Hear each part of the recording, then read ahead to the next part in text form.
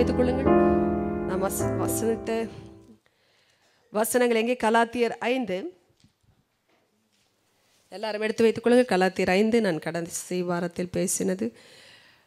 மறுபடியும் நினைப்பூட்டுதலாக சில காரியங்களை பேசிவிட்டு தொடர்ந்து செல்லலாம். கலாத்தியர் 5:13 கடைசி வசனங்கள் வரை முதலாவது வாசித்து விட்டு பிறகு நான் கேள்விகளை கேட்பேன். நீங்கள் ஆயத்தமாய் வந்திருப்பீர்கள் என்று நம்புகிறேன். எனக்கு சில காரியங்கள் மறந்து போயிருக்கும், நீங்கள் நினைப்பூட்ட வேண்டும். கலாத்தியர் 5 வாசிக்கலாமா? 13 சகோதரரே, நீங்கள் சுயாதீனத்திற்கு அழைக்கப்பட்டீர்கள். இந்த சுயாதீனத்தை நீங்கள் மாம்சத்திற்கு ஏதுவாக அனுசரியாமல் அன்பினாலே ஒருவருக்கொருவர் ஊழியம் செய்யுங்கள். உன்னிடத்தில் நீ அன்பு கூறுவது போல பிறனிடத்திலும் அன்பு கூறுவாயாக என்கிற இந்த ஒரே வார்த்தையிலே நியாயப்பிரமாணம் முழுவதும் நிறைவேறும். நீங்கள் ஒருவரை ஒருவர் கடித்து பட்சித்தீர்களானால் அழிவீர்கள். அப்படி ஒருவர் அழிக்கப்படாதபடிக்கு எச்சரிக்கையாயிருங்கள்.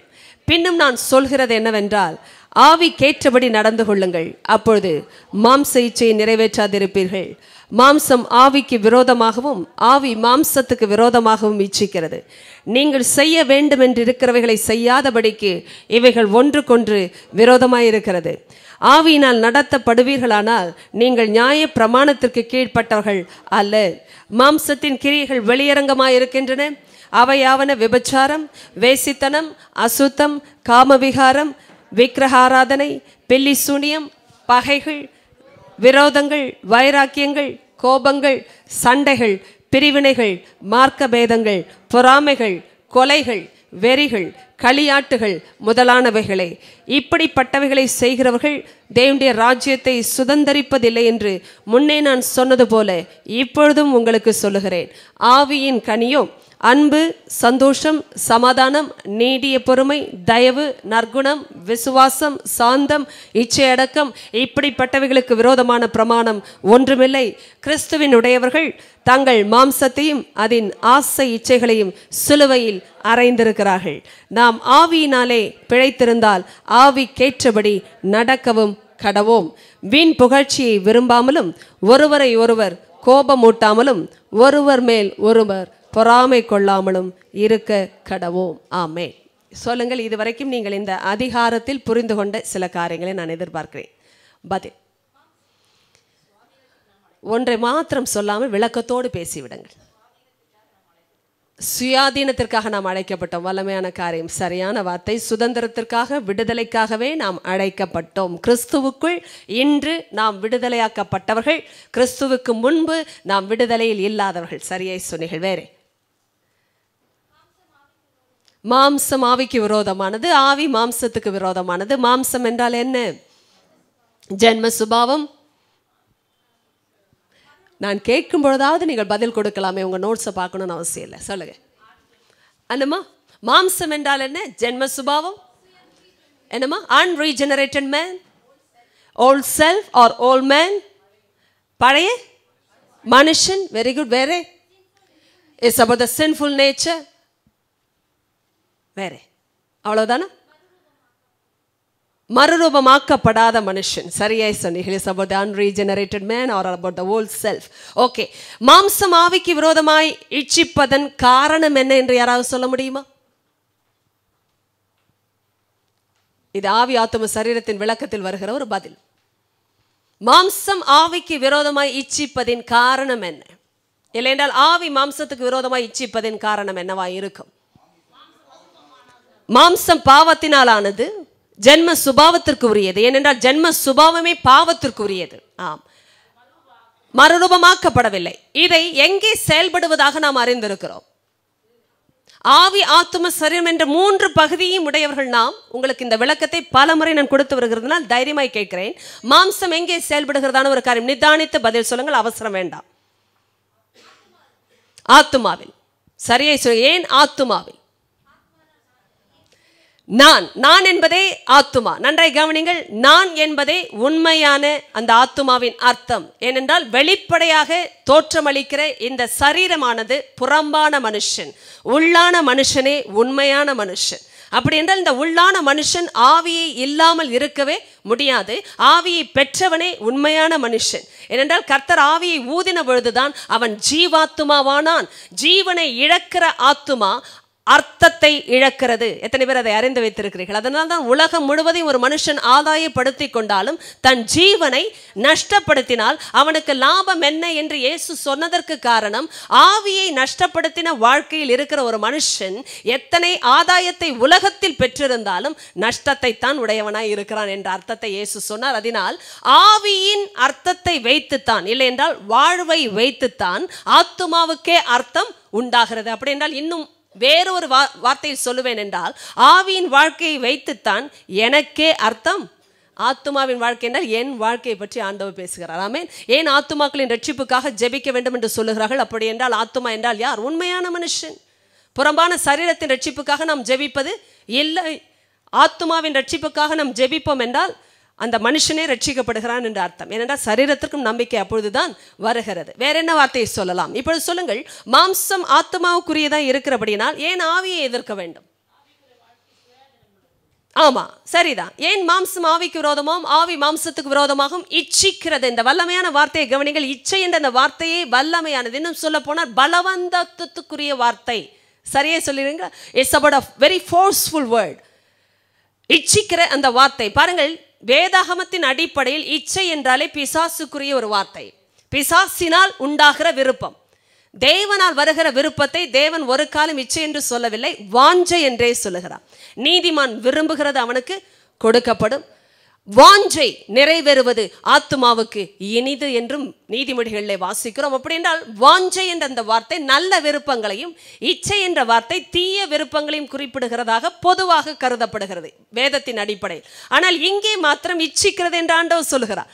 ஆவி மாம்சத்துக்கு விரோதமாகவும் மாம்சம் ஆவிக்கு விரோதமாகவும் இச்சிக்கிறது என்ற அந்த வார்த்தையை பயன்படுத்தினதற்கு காரணம், இது ஒரு பலவந்தமான வார்த்தை, இல்லை என்றால் பலவந்தப்படுத்துகிற வார்த்தை. ஒரு முக்கிய குறிப்பை சொன்னேன். மாம்சத்தை எதிர்க்கும்படியாக ஆவி இச்சிக்கிறது. அதனால்தான் ஆவியின் வாழ்க்கையில் இருக்கிறவர்கள் மாம்சத்திலே சந்தோஷமா இருக்க முடியாது. சந்தோஷத்தை நாம் அனுபவிக்கலாம், ஆனால் அது நிலைத்திராத ஒரு அனுபவம். இதுவே இயேசு இல்லாத பொழுது அதுவே நம்முடைய அனுபவமாக இருந்தது. மனசும் மாம்சமும் விரும்பினவைகளை நாம் செய்து கோபாக்கினின் பிள்ளைகளாக இருந்தோம். ஏனென்றால் நம்முடைய இயல்பே அப்படி இருந்தது. ஜென்ம சுபாவத்திற்குரிய வாழ்க்கை, ஆத்துமாவின் வாழ்க்கை. எத்தனை பேர் புரிந்து கொள்கிறீர்கள்? ஆத்துமாதான் அப்பொழுது தலைவராய் இருந்தது. நான், எனக்கு, என் வாழ்க்கை என்ற பேச்சு இருந்ததற்கு காரணம் ஆவி அடிமைத்தனத்தில் இருந்தது. எத்தனை பேர் அடிமைத்தனத்தில் இருக்கிற ஆவி என்றால் என்ன அர்த்தம்? வேக வேகமாக பதில் வரலாம். வேதபாட வகுப்பில் இது உங்களுக்கு புரிந்திருக்க வேண்டும். அடிமைத்தனத்தில் இருக்கிற ஆவி என்றால் என்ன அர்த்தம்? நான் இதை ஒப்பிட்டு இப்பொழுதே கேட்கிறேன். ஒவ்வொருவராய் பேசுங்களே, பொதுவாக வேண்டாம், தனித்தனியாக சத்தமாய் சொல்லுங்க. பாவத்திற்கு அடிமையான வாழ்க்கை. Very good. வேற ஏதாவது? அடிமைத்தனத்தில் இருக்கிற ஆவி என்றால் என்ன அர்த்தம்? கடவுள், ஆமா, தெய்வத்திற்குள் இல்லாத ஒரு வாழ்க்கை, பாவத்திற்குள் இருக்கிற வாழ்க்கை. வேற? நான் ஆவியை பற்றி பேசிக் கொண்டிருக்கிறேன். மரித்த ஆவி என்றால் என்ன அர்த்தம்? சரியாய் சொன்னீர்கள். தேவனோடு தொடர்பை இல்லாமல் அல்லது அற்ற வாழ்க்கை, தேவனோடு தொடர்பை இழந்த வாழ்க்கை, தேவனோடு தொடர்பு இல்லாத வாழ்க்கை. வேற? Going after worldly pleasures. It's about the life that is not in the Lord, not in the light. Fine. வேற? அவ்வளவுதானா பதில்?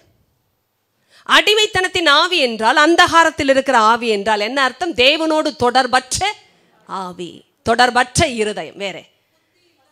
புத்தி இல்லாத இருதயம், அந்தகாரத்திற்குள்ள இருதயம், உணர்வில்லாத இருதயம். சரியை சொன்னீர்கள். எபேசியர் நீங்கள் வாசித்த பகுதியிலிருந்து தான் எல்லாவற்றையுமே கேட்கிறேன். ஆனால் நீங்கள் பல வாரங்களுக்கு பிறகு கேட்டாலும் தொடர்பு உண்டாக்கி பேச தெரிந்திருக்கிற இடம் இதுவாக இருக்க வேண்டும். ஏனென்றால் ஞாயிற்றுக்கிழமையில் நீங்கள் பேச மாட்டீர்கள். இங்கே பேச உங்களுக்கு அனுமதி உண்டு, சுதந்திரம் உண்டு. அதனால் தயவாக பேசுங்கள். நீங்கள் பேசினால்தான் உங்களுக்கு எந்த அளவுக்கு புரிந்திருக்கிறது என்று எனக்கு தெரியும். நன்றாக கவனிக்க வேண்டும். அடிமைத்தனத்தில் ஆவி இருந்தது, ஆத்துமாவோ தலைமைத்துவத்தில் இருந்தது. அப்படி என்றால் ஆத்துமா நம்மை இயக்கி கொண்டிருந்தது, சுயம் நம்மை இயக்கி கொண்டது. சுயம் நம்மை இயக்கும் என்றால் நன்றாக கவனிங்கள், அதற்கு இன்னொரு அர்த்தம் என்ன? என்னமா? வார்த்தையே தெரியாது. சரியாய் சொன்னீர்கள். சுயம் நம்மை இயக்குகிறது என்றால் என்ன அர்த்தமாக இருக்க முடியும்? இன்னொரு அர்த்தம். யாருக்காவது சுய தலைவனா இருக்கிறது என்றால் என்ன அர்த்தம்? மாம்சம் தலைவனா இருக்கிறது என்றால் என்ன அர்த்தம்? வேறொரு அர்த்தம் வந்தே ஆக வேண்டும். இங்கே என் ஆத்துமா அதிகாரியா இருக்கிறது என்ற அர்த்தம். அப்படி என்றால் என்ன அர்த்தம்? Self is ruling, fine. பெருமை இருக்கிறது என்ற அர்த்தம். அப்படி என்றால் என்ன அர்த்தம்? பாவத்திற்கு அடிமையாக இருக்கிறேன் என்ற அர்த்தம். ஆனால் நான் தான் அதிகாரியாக இருக்கிறேன் என்று நினைத்து கொண்டிருக்கிறேனே, என்ன அர்த்தம் தெரியுமா? நன்றாய் கவனிங்க. ஒரு நாளும் நம்முடைய வாழ்க்கை நம்முடைய கையில் இருக்கிறது என்று நினைக்கிற நினைப்பே தவறானது. நன்றாய் புரிந்து கொள்ளுங்கள். நீங்களும் நானும் நம்ம கண்ட்ரோலில் இருக்கோன்னு சொல்லுகிற வார்த்தையே தவறானது. ஏன் தெரியுமா? தேவனுக்குள் வாழ்க்கை இல்லை என்றால் நான் கண்ட்ரோலில் இருக்கிறேன்னு நினைக்க வைத்தது யார் தெரியுமா? பிசாசு. இதை ஏதேன் தோட்டத்திலேயே புகுத்தி விட்டான். உன் கண்கள் திறக்கப்படும் என்றால் நீயே தேவனாய் இருப்பாய், நீங்களே தேவர்களாய் இருப்பீர்கள் என்றது. அதுதான் வார்த்தை. தனிப்பட்ட விதத்தில் பேசுவான் என்றால் இதைத்தான் சொன்னான். நீங்களே தேவர்களாய் இருப்பீர்கள் என்றால் என்ன அர்த்தம்? தயவாய் சொல்லுங்கள், உடனே சொல்லுங்கள். நீங்களே தேவர்களாய் இருப்பீர்கள் என்றால் என்ன அர்த்தம்? You are in control of your life. You are going to be the God of your life. Small g. அவனுக்கு தெரியும் உன் வாழ்க்கைக்கு நீ தேவனாய் இருந்தால் என்ன அர்த்தம் என்றால் நான் உன் வாழ்க்கைக்கு மேல் அதிகாரியாய் இருக்க போகிறேன் என்று அர்த்தம். எத்தனை பேர் கேட்டுக்கொண்டிருக்கிறீர்கள்? தேவனாய் ஒரு வாழ்க்கையில் இல்லை என்றால் பிசாசு தேவனாக மாறுகிறான். அதை அவன் அறிவான். இதில் எங்கேயுமே இடைப்பட்ட இடம் இல்லை. Never think that your life is in your own control because you know how to control your life. Last week தானே கேட்டேன் செல்ஃப் கண்ட்ரோலை பற்றி. கேட்டேனா? What do you mean by self-control? Controlling yourself. அடா இப்படி பதில் கொடுப்பது மிக மிக சிறந்தது. Now just try and tell me, can you control yourself? How do you control yourself? By using self-control. நானே ஒரு கவுன்சிலிங் சென்டர் ஆரம்பித்து அநேகரை குழப்பி விடலாம். இதையே மாற்றி மாற்றி பேசினா 1 மணி நேரம் போயிடாது. How do you control yourself? By using self-control. Can you control yourself by yourself? I am not in control of myself. That's why I need somebody's help. ஏன் இன்னொரு உதவி தேடி போறீங்க? நீங்க உங்க வாழ்க்கையை கட்டுப்படுத்த முடியும்னா? கட்டுப்பாட்டை இழந்த வாழ்க்கை என்றால் என்ன அர்த்தம்? நாம நம்மை கட்டுப்படுத்தி கொள்ள முடியாது என்பதே அர்த்தம். பிசாசு அதனால் தான் நன்றாய் புரிந்து வைத்த ஒரு வழி என்ன என்றால், வகை என்ன என்றால், தேவன் ஒரு வாழ்க்கையை ஆளும் வரைக்கும் அவன் ஒரு நாள் அந்த வாழ்க்கையை என்ன செய்ய முடியாது, தொடக்கூட முடியாது. தேவனுடைய தலைமைத்துவம், லீடர்ஷிப் விலகும் என்றால் அவனுக்கு தெரியும் இவன் தான் அதிகாரியாக மாற முடியும் என்று. நன்றாய் புரிந்து கொள்ளுங்க. இடைப்பட்ட இடம் இல்லவே இல்லை. There's no neutral ground. Either we belong to the light or to the darkness. There's no gray area. இடையில ஒரு கலர்ல ஒரு இடம் இருக்கு. ரொம்ப ஆண்டவர்கிட்டையும் க்ளோஸா போனா பிரச்சனை வருதுன்னு சொல்ற கிறிஸ்தவங்க உண்டு. நான் வெளிப்படையா உன்னை கேட்கிறேன், ஆண்டவர்கிட்ட க்ளோஸ் ஆகிறதே பிரச்சனைனா யார்கிட்டங்க க்ளோஸ் ஆவீங்க? சொல்லுங்க டக்குன்னு. சொல்ல முடியாதுங்க, பயமா இருக்கு இல்லைங்க. ஆனா அதை தாங்க அவன் எதிர்பார்க்கிறான். நிறைய கிறிஸ்தவனுடைய மைண்ட் வஞ்சிக்கப்பட்டதற்கு காரணம் என்ன தெரியுமா? வஞ்சிக்கப்படுகிற இடத்தில் அவன் வேலை செய்யறான்னு அர்த்தம். ஆதாம் ஏவாளுக்கு சத்தியம் தெரியாததினால் வஞ்சிக்கப்படவில்லை. நன்றாய் கவனிங்க. நீங்க சொல்லலாம் நான் வஞ்சிக்கப்படவே முடியாதுன்னு. கடைசி காலங்களில் தெரிந்து கொள்ளப்பட்டவர்களும் வஞ்சிக்கப்படுவார்கள். அந்த அளவுக்கு அற்புதம் நடக்கிற காலங்கள். நீங்க சொல்லலாம் அங்க போனாலும் தான் அற்புதம் நடக்கு, போனா என்னன்னு கேட்காதிருங்கள். பிசாசும் அற்புதங்களை செய்கிறான். எல்லா இடத்திலும் வல்லமை இருக்கிறதுனால ஆண்டவர் என்று சொல்லிவிடாதிருங்கள். கனியை பாருங்கள். எத்தனை பேருக்கு அது புரிகிறது? அவன் அற்புதங்களை கொடுத்து ஆளையே காலி பண்ணிடுவான். இது எப்படி இருக்கு? நம்ம அற்புதம் அற்புதம் அற்புதம் என்று ஆண்டவர் என்று சொல்லிக் கொள்ளாதிருங்கள். ஏனென்றால் ஆண்டவரே சொன்ன என் நாமத்தினாலே எல்லாம் நடக்கும். ஆனால் நான் அவர்களை அறியேன் என்றே சொல்லிவிட்டா. It's all about the personal relationship. It's all about walking in the light, in the domain of light. நன்றை கவனிங்க. அப்போ நம்ம ராஜ்யத்தை மாற்றி எல்லாமே ஆண்டவர் என்று சொல்லவே முடியாது. தேவனுக்குரிய ராஜ்யம் தேவனுடைய வசனத்தினால் இயக்கப்படுகிறது. தேவனுடைய வசனம் இருக்கிற இடத்தில் வெளிச்சம் மட்டும்தான் இருக்கிறது. வெளிச்சத்தோடு இருளும் கொஞ்சம் வரும் என்று யாருமே சொல்ல முடியாது. ஏனென்றால் தேவன் ஒளியாயிருக்கிறார். அவரில் எவ்வளவு வேணும் இருள் இல்லை. ஹல்லேலூயா. எவ்வளவு வேணும் இருள் இல்லை. அப்படி என்றால் எவ்வளவு வேணும் பொய் இல்லை. Hello my dear brothers and sisters, there's nothing called 99% I can talk the truth, but 1% is mine. இந்த 1% பொய் இருந்தா என்ன தப்புன்னு கேட்டீங்கன்னா, அழுகின முட்டைய நல்ல முட்டைகளோட போட்டு ஆம்லெட் செய்யறதுக்கு சமம். 10 முட்டை நல்ல முட்டை இல்லையா? ஒரு முட்டை கெட்டதா இருந்தா என்னங்க அப்போ? இதை தெரிஞ்சு நம்ம அந்த ஆம்லெட்டை சாப்பிட மாட்டோம். மகா பரிசுத்த சாப்பிடுவாரா? ஹலோ, நம்ம லைஃப் அப்படிதான் ஆம்லெட் மாதிரி நினச்சிக்கோங்களேன். 10 விஷயம் நல்ல விஷயம் இருக்கு ஏசப்பா, அந்த ஒரு விஷயம் அட்ஜஸ்ட் பண்ணிக்க மாட்டீங்களா? நிறைய பேர் நினைக்கிறாங்க, என்ன இப்போ பெருசா என் வாய் தவறி வந்துடுது, அட்ஜஸ்ட் பண்ணிக்க கூடாதா? எங்க அந்த ஒரு விஷயம் தாங்க கரெக்ட் பண்ணுது. என்னையும் சேர்த்து உங்களையும் சேர்த்து தான் பேசுகிறார் தேவன். நான் ஒரு வார்த்தையை வாசிக்கிட்டேன், பிரசங்கியின் புத்தகம் எக்லிசியாஸ்டஸ். இதெல்லாம் வாசித்து சைட் பை சைட் கம்பேர் பண்ணால் கொஞ்சம் வெளிச்சம் ஜாஸ்தியாக கிடைக்கும் நமக்கு. அதனால தான் நாம் செய்தே ஆகணும். கணத்திலும் பாருங்க, இதெல்லாம் ஒரு நல்ல வார்த்தை. செல்வாக்கிலும் பேர் பெற்ற ஒரு மனுஷனை சொற்ப மதியினம், அது எங்கே வருதுன்னு கண்டுபிடிச்சிங்களா? பிரசங்க எங்கன்னு பார்க்குறீங்களா? நானே தேடிக்கொண்டு தான் இருக்கிறேன். என்னம்மா நீதிமொழிகள் எங்கே இருக்கிறது? வேகமாக திருப்புங்கள். பிரசங்கி எடுத்து வைத்துக் கொள்ளுங்கள். It's a powerful word. Get to see that in Ecclesiastes chapter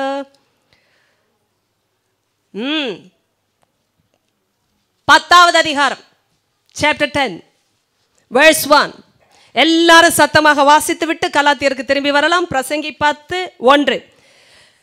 செத்த ஈக்கள் தைலக்காரனுடைய பரிமள தைலத்தை நாரி கெட்டு போக பண்ணும், ஞானத்திலும் கணத்திலும் பேர் பெற்றவனை சொற்ப மதியினமும் அப்படியே செய்யும்.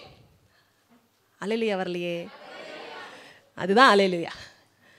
என்ன வல்லமையான காரியம் பாருங்க. எவ்வளோ பெரிய ஞானமும் கணமும் உள்ள மனுஷனே ஆனாலும் அவன் கிட்ட சொற்ப மதியினம் வந்துட்டா கூட ஆள் இவ்வளோதானா அப்படி என்று நினைக்க தோன்றும். உண்மை அதுதான். எவ்வளோ பெரிய ஆளாக இருந்தாலும் ஆண்டவர் சொல்லுகிற வார்த்தைகள் அப்படிதான். பரிமள தைலம் அப்படின்னா நல்ல சென்ட்ல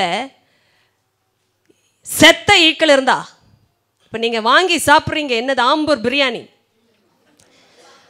அதில் இருக்கக்கூடாத இன்னொன்று இருக்கிறது, செத்த ஒரு விஷயம். சாப்பிடுவீர்களோ? சிக்கனும் செத்து இருக்கலாம், ஆடும் செத்து இருக்கலாம், மற்றதும் செத்து இருக்கிறது, நீங்க சாப்பிடுவீர்களோ? இல்லையே.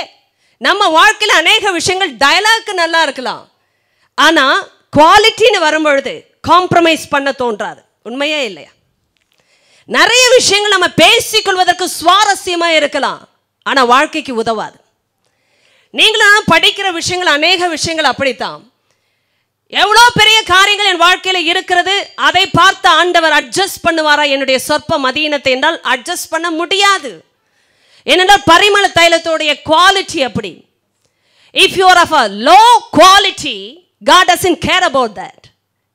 Enemy also doesn't care about that.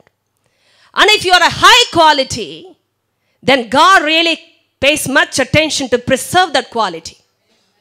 And enemy also wants to destroy that quality. ஏன்னா அவனுக்கு தெரியும் எதுல விலை அதிகம் என்று.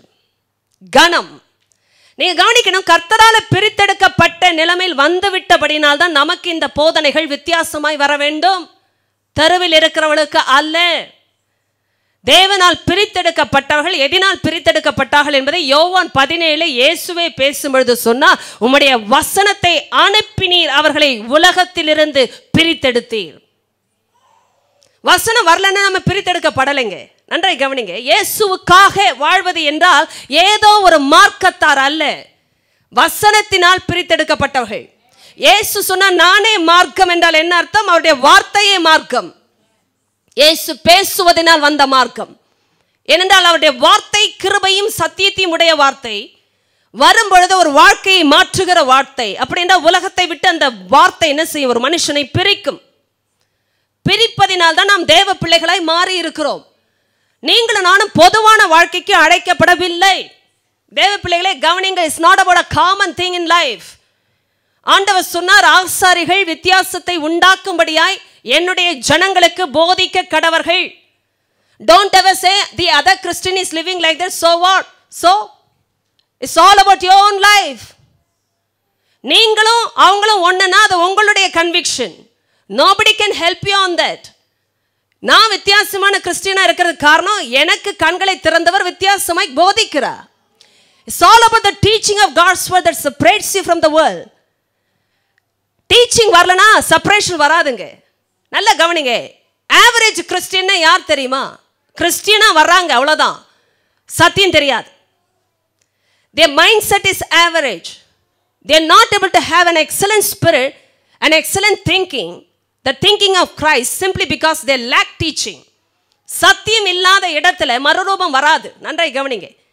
நீங்க சத்தியத்தை தேடுவதற்கு ஒரே ஒரு முகாந்திரம், நீங்களே மாறும்படியாக வந்திருக்கிறீர்கள். நீங்கள் மாறும் பொழுது உங்களுடைய குவாலிட்டியை கர்த்தர் நிர்ணயம் பண்ணுகிறார். ஆமென். ஆசாரிகள் இதை போதிக்கும்படி அழைக்கப்பட்டிருக்கிறார்கள். எதை போதிக்கும்படி தெரியுமா? தீட்டுள்ளதற்கும் தீட்டல்லாததற்கும், பரிசுத்தம் இல்லாததற்கும் பரிசுத்தம் உள்ளதற்கும் என்ற அர்த்தம். ஆனால் இதே வார்த்தை எசேக்கியேலை வாசிக்கும் பொழுது இன்னொரு இடத்தில் வந்திருக்கிறது, பொதுவானதற்கும் பரிசுத்தம் உள்ளதற்கும் இருக்கிற வித்தியாசத்தை போதிக்க கடவர்கள். பொதுவானதற்கும் பரிசுத்தம் உள்ளதற்கும் என்ன அர்த்தம் அப்படின்னா, இரண்டும் ஒன்று அல்ல என்று அர்த்தம். எத்தனை பேருக்கு அது புரிகிறது? இப்போ உங்களுக்கு ஒன்று சொல்றேன், பரிசுத்தம் உள்ளதை கண்டுபிடிக்கணும்னா ஒரே ஒரு வழி எது? Be excellent in what is good. What do you mean by knowing excellent things? குயிக்கா பேசுங்களேன். It doesn't come in general category. Powerful. நான் சொன்னது உடனே பதில் சொல்லுங்க. How do you know the excellent things? நல்ல சிறந்த விஷயங்களை எப்படி கண்டுபிடிப்பீங்க? அதாவது பரிசுத்தமான பிப்ளிக்கல் லாங்குவேஜை பயன்படுத்துகிறேன். சிறந்த காரியங்களை எப்படி கண்டுபிடிப்பீர்கள்? It's a plain answer. ஏற்கனவே ஒரு உதாரணத்தோடு நான் பேசி முடித்த விஷயம், அதனால தான் தைரியமாக கேள்வியை கேட்கிறேங்க. வார்த்தை ஒன்றே சிறந்தது எது என்பதை காட்டுகிறது. Let me ask you something. சிறந்தது எதுன்னு தெரியணும்னா சிறந்தவர் இடத்துல தான் கேட்கணும் சொல்றோமே. சிறந்தவர் யார்? நம்ம இப்போ பைபிள் படிக்கிறதுனாலும் சர்ச்சு கான்டெக்ட்ல உட்கார்ந்து இருக்கிறதுனாலும் சொல்லலாம் தேவனன். உலகத்தில் செக்குலர் ஃபீல்டில், ஆஃபீஸில், காலேஜில், ஸ்கூலில் உங்களை பார்த்து ஒரு ஆள் கேள்வி கேட்டால் எதை யார்கிட்ட கற்றுக்கொள்ள வேண்டும் என்று கேட்டால் என்ன சொல்வீங்க? டீச்சர், எல்லோரும் நம்மளோட படித்தவங்க. இதெல்லாம் general category. am I right? ஒரு காரியம் நீ கற்றுக்கொள்ளணும்னா உன்னை விட படித்தவங்ககிட்ட கேளுன்னு சொல்லுவாங்க, உன்னை விட தெரிஞ்சவங்ககிட்ட கேளு. சரி, கற்றுக்கொள்ள கேட்கலாம். சிறந்ததை கற்றுக்கொள்ள என்ற வார்த்தைக்கு என்ன அர்த்தம்?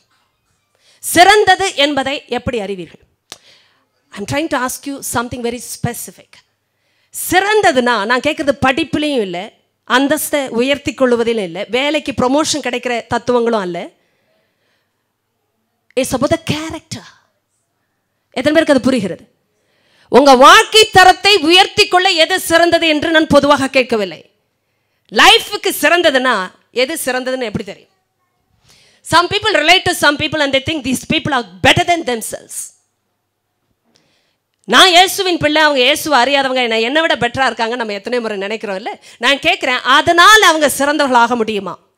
ஏன் முடியாது? ஏன் கூடாது? கேரக்டர் என்னை விட நல்லா இருக்கே. என்னை விட நல்லா இருக்காங்கன்னா என்ன அர்த்தம்? நான் தான் போய் பேசுகிறேன், அவங்க பேசுறது இல்லைங்க. I don't know. It has come in a way of life. Maybe it's like a defensive mechanism. பொய் தெரியாமலே வந்துடும். பேசுறது பொய்ன்னு கூட உரைக்கிறது இல்லை. இன்னும் சரியா சொல்றேன், உண்மையா இல்லையா? இதுக்கே இப்போ சத்தியம் வாங்கணும். சத்தியம் அடிச்சு பேசாதன்னு ஆண்டவர் சொல்லிட்டார். இதெல்லாம் மத்தியில் வாசிக்கும் போது தான் தெரியுது. அடேங்க பார்ப்போம், அந்த காலத்தில் எவ்வளோ பொய் பேசியிருப்பாங்க பாருங்க. நம்மள மாதிரி தான். ஏன்னா அடிச்சு தேவாலயத்து மேலே, அது வேற இல்லை. அடே அப்பா, ஆலயத்து மேலே போட்டாங்க, அதை விட ஒரு உண்மை இருக்குமா? நீ தேவாலயத்தின் மேலே சொல்லாதே. ஆலயத்துக்கு மேலே ஒருத்தர் இருக்கிறார். பலிபீடத்து மேலே சொல்லாதே, அதை பரிசுத்தமாக்குற ஒருவர் இருக்கிறான்ட்டார். என்ன கதை பாருங்க. பலிபீடத்தின் மேலே சத்தியமா, ஆலயத்தின் மேலே சத்தியமா, அவன் உட்காந்துருக்கும் தலைமையிலையும் சத்தியம். அடேங்கப்பா, அதுக்கு மேலே போய் அவங்க பேசுவாங்க. சொன்னார், நீ ஏன் இவ்வளோ பாடுபடுற? உள்ளதை உள்ளதென்றும், அதுதானே கஷ்டமாக இருக்குது. இல்லதை இல்லதென்றும் சொல்ல, ஏன் ரெண்டையும் சேர்த்து ஆமாம் ஆமாம் போடணும்? ஆமாம் இல்லைன்னே கிடையாது எதுவுமே. தெரியுமா உங்களுக்கு? அதான் எஸ். ஒன்று எஸ் இல்லைன்னா இல்லை, நோ. ஆண்டவர் சொன்னார், இதை ஏன் குழப்பிக்கிறேன்? செஞ்சேன்னா செஞ்சேன்னு சொல்லு, இல்லைன்னா இல்லைன்னு சொல்லு. செஞ்சதை ஏன் இல்லைன்னு சொல்கிற? இதுதான் கன்ஃபியூஷன். குழப்பம் இருக்கிற இடத்துல பிசாசு இருப்பான். எத்தனை பேர் கேட்டீர்கள்? நீங்கள் நன்றாய் புரிந்து, இதெல்லாம் பிரம்மாண்டமான வெளிச்சத்துக்குரிய வார்த்தைகள். உங்களுக்கு இதுக்காக தனியாக ஒரு கவுன்சிலர் தேவையில்லை. குழப்பம் இருக்கிற இடத்தில் பிசாசு இருக்கிறான். That's why he deceived Adam and Eve. தெளிவாக இருக்கிற ஒரு இருதயத்தில் ஒரு சின்ன சந்தேகம் நுழைஞ்சா போதும். பரிமள தைலத்தில் ஒரு செத்த ஈய கலந்தா போதும், கெட்டு போயிடும் தெரியும். அவ்வளோதான். ஈக்கும் பரிமள தைலத்துக்கும் ஏணி வச்சா எட்டுமாங்க? சொல்லுங்க. பரிமள தைலத்தை எட்டி பார்க்க முடியும், ஈ முயற்சிக்கும். என்ன சொன்னீங்கம்மா? விழுந்துருச்சு பாரு. அந்த அளவுக்கு பரிமள தைலம் ஆன்னு பார்த்துருக்கு. இதை யாரும் சொல்ல மாட்டீங்களே. அது முயற்சிக்கும், ஏன்னா வாசனை அப்படி. வீட்டில் மீன் வறுத்தா தன்னால் ஈக்கள் வரும், தெரியுமா உங்களுக்கு? எங்கேருந்து தான் கூட்டம் போட்டு வருவாங்கன்னே தெரியாது. அது வரைக்கும் வராதவங்கலாம் வருவாங்க. ஏன்னா மீனோட வாசனை அப்படி.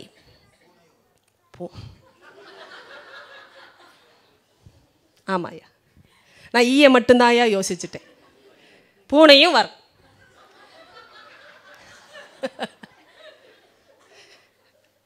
வாசனை இழுக்கிறதா ஈக்களை? ஆனால் பரிமள தைலத்திற்குள் ஏன் போயிற்று? வாசனை இழுத்தது ஈயை, ஆனால் பரிமள தைலத்திற்குள் ஏன் போயிற்று? என்ன கவனிங்க, இதெல்லாம் வித்தியாசமான விளக்கங்கள். குழப்பம் உள்ள இடத்துல பிசாசு இருப்பான்னு சொன்னேன். அப்படி என்றால் குழம்பி இருக்கிற நேரத்தில் முடிவே பண்ணாதிருங்கள். என்ன செய்யறதுன்னே தெரியலைங்க, மனசு ரொம்ப குழப்பமா இருக்குன்னா நீங்க முடிவு பண்ணாதிருங்கள். தெளிவில் மட்டும்தான் தேவன் இருக்கிறார். ஹல்லேலூயா சொல்லிடு.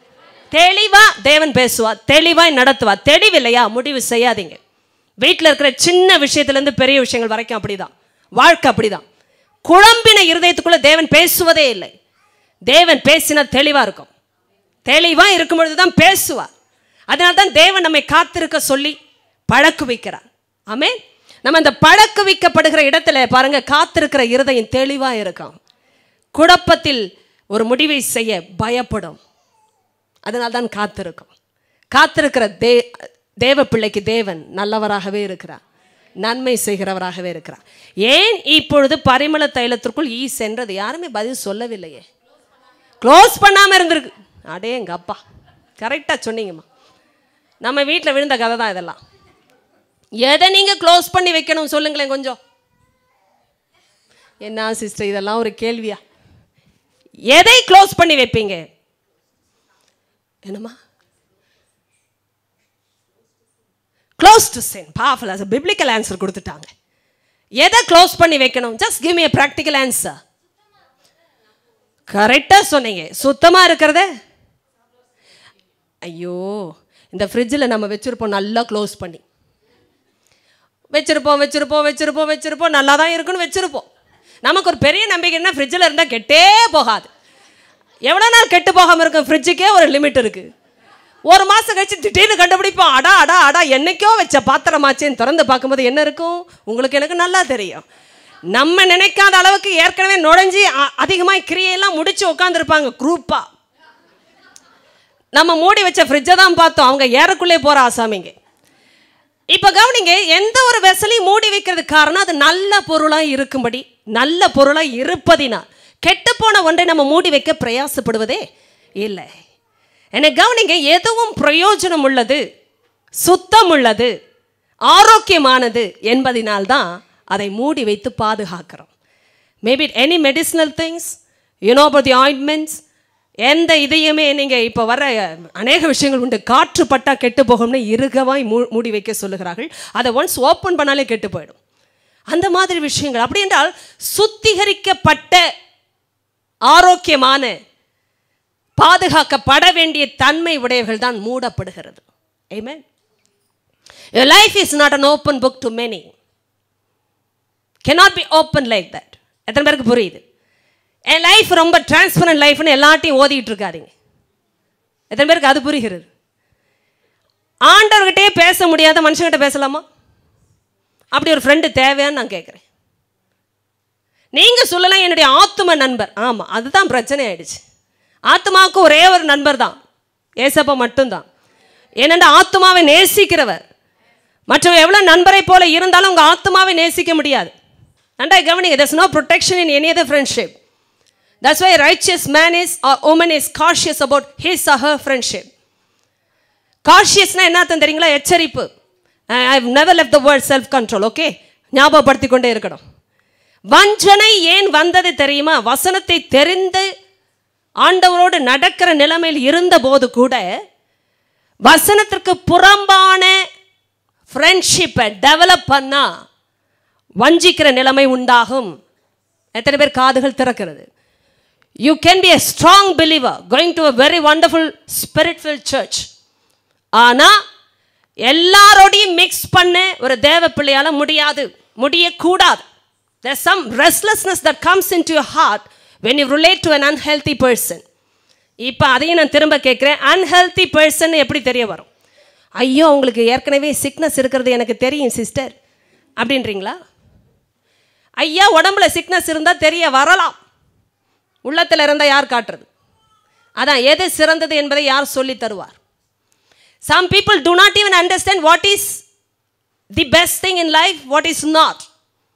எது சிறந்ததுன்னு யாருங்க சொல்லி தரது? திரும்ப அந்த கேள்விக்கு வருவோம். சொல்லுங்க, எப்படி தெரியும்? ப்ராக்டிக்கலாக சொல்லுங்களேன். பிப்ளிக்கல் ஆன்சரே வேண்டாம், நான் ப்ராக்டிக்கல் ஆன்சரை கேட்குறேன். அதை வச்சு தான் பிப்ளிக்கல் ஆன்சரை தொட முடியும். ஏன்னா God is always practical. Tell me, how do you know the excellent things in life? Sorry, tell me. Oh, powerful. By going through the source of excellence. என்ன பாருங்க, சிறந்தது என்பதை அறிய வேண்டும் என்றால் சிறந்ததற்கு உரியவரை வைத்துத்தான் சிறந்ததை. Simple practical answers. நல்லா சொல்லுங்க. நாங்களே இங்கே படிக்கும்பொழுது பைபிள்லாம் ரொம்ப தலைக்கு மேலே போகிற விஷயம் இல்லை. நன்றாக கவனிக்கணும். ஏன்னா ஆண்டவர் ஒரு மனுஷனுக்கு புரியும்படியாக பேசுகிறார் என்றால் அதுதான் அவருடைய வார்த்தை. நான் ஒரு நாளும் தேவனுடைய வார்த்தைகள் எல்லாம் தேவனால் வருவது என்பதனால் தெளிவாய் இருக்காது என்ற அர்த்தமே இல்லை.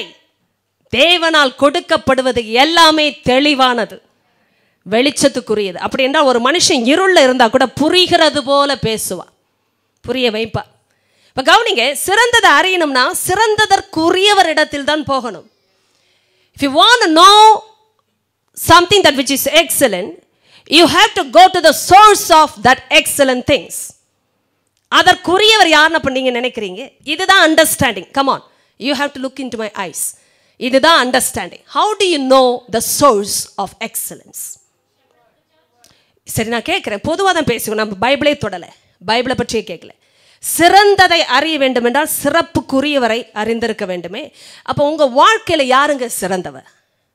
Just try and understand. நீங்கள் யாரை பார்த்தா இவரை மாதிரி இருக்கணும் அல்லது இவர்கிட்ட போனால் தான் எனக்கு நல்ல சொல்யூஷன் இல்லைனா ஒரு பதில், இவர் தான் வழிகாட்ட முடியும் அப்படின்னு நினைக்கிறா ஆள் யார்? பதில் சொல்ல வேண்டாம், ஜஸ்ட் அனலைஸ் ஃபார் யோர்செல்ஃப். யார்கிட்ட போனால் எனக்கு வழி கிடைக்கும் நினைக்கிறீங்களோ அந்த ஆள்கிட்ட தான் நீங்கள் போய் டைம் ஸ்பெண்ட் பண்ணுவீங்க. உண்மையா இல்லையா? Simple practical answers. ஒரு ஆள்கிட்ட போனால் எனக்கு வழி கிடைக்கும், எனக்கு ஒரு கவுன்சில் நல்ல நிலைமையில் தருவாங்க. நல்ல சரி, அதுதான் நிறைய பேருக்கு நல்லதுன்னா என்னன்னு தெரியலன்னா வம்பு. என்னம்மா ஆலோசனை, ஆலோசனை கிடைக்கும் எல்லாரும் தான் சொல்கிறாங்க. நான் கேட்குறேன், நல்லது எங்கெங்கே கிடைக்கும்? நல்லது நான் பைபிளே தொடலை. இன்னும் நீங்கள் பைபிள் ஆன்சர்ஸே கொடுக்க வேண்டாம், ப்ராக்டிக்கலாக பேசுங்க. நல்லது கிடைக்கும் அப்படின்னு நீங்கள் நினைக்கிற ஆள் நல்லவராக இருக்கணும். நீங்களும் நினைக்கிறீங்க, நானும் நினைக்கிறேன். But how do you ever know what is good? இயேசுவே சொன்னார், நல்ல போதகரே, நித்திய ஜீவனை அடைவதற்கு நான் என்ன செய்ய வேண்டும்? நீ என்னை நல்லவன் என்பானேன், தேவன் ஒருவர் தவிர நல்லவர் ஒருவரும் இல்லையே. இயேசு மனுஷகுமாரனா இருக்கும்பொழுது அப்படி பேசினார். ஏன் சொன்னார் தெரியுமா? there's only one source for you to understand what is best in life. That is about God himself. There's no other source. நீ நல்லதுன்னு சொன்னானா, என்ன நல்ல போதகன்னு கூப்பிடுறனா, அதுக்கு ஒரே ஒரு அர்த்தம் தான், தேவன் நல்லவர். நீ தேவன் நல்லவராய் இருப்பதினால் என்னையும் நல்லவன் என்று பார்க்க முடிகிறது என்றால் அது எனக்கும் தேவனுக்கும் இருக்கிற உறவை காட்டுகிறது. ஏன் அதுதான் அர்த்தம் அங்கே இயேசு சொன்னதுக்கு. நீ தேவனை இணைச்சிக்கிட்டார். ஏன் தெரியுமா? நான் நல்ல போதகராக இருக்க காரணம் தேவன். என்ன தேவனுடைய எசன்ஸ் தான் நான். இப்போ நீங்க சொல்லுங்க, சிறந்ததை நான் கற்றுக்கொள்ளணும்னா எந்த ஆளை உங்க வாழ்க்கையில வச்சிருக்கீங்க? It's about your personal secret life. நான் அவங்க கிட்ட போனா எனக்கு நல்லது, அவங்க கிட்ட போனா எனக்கு நல்லது நடக்கும், நல்லது பிறக்கும், நல்ல வழி காட்டுவாங்க அப்படின்னு நம்ம நிறைய பேரை வாழ்க்கையில நினைக்கிறோமே. How do you know that person is good? கண்ணை திறக்கணுங்க கிறிஸ்தவங்களுக்கு மெயினா. It's about any age group here. உங்க லைஃப்ல ஒரு ஃப்ரெண்டு நல்லவங்கன்னு சொல்றீங்க, எதை வச்சு நல்லவங்க? நல்லது ஐயா, வாழ்க்கை முறை, கனி. Okay, fine. Anybody can help you. Does that make somebody good? இங்கே தான் ஆன்சர்ஸ் வெளியில் வருது, இங்கே தான் வெளியில் வருது. இப்போ பாருங்கள், உதவி செஞ்சால் நல்லவங்க, அவங்க வாழ்க்கை முறை நல்லா இருந்தால் நல்லவங்க, அன்பு பாராட்டி எல்லாமே எல்லாமே அம்மாவுக்கு சொல்லி முடிக்க முடியல, அவ்வளோ நல்லது அப்படி இருந்தால் நல்லவங்க.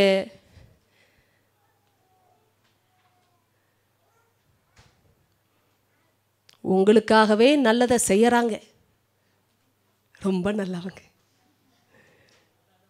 ஐயோ பாவம்.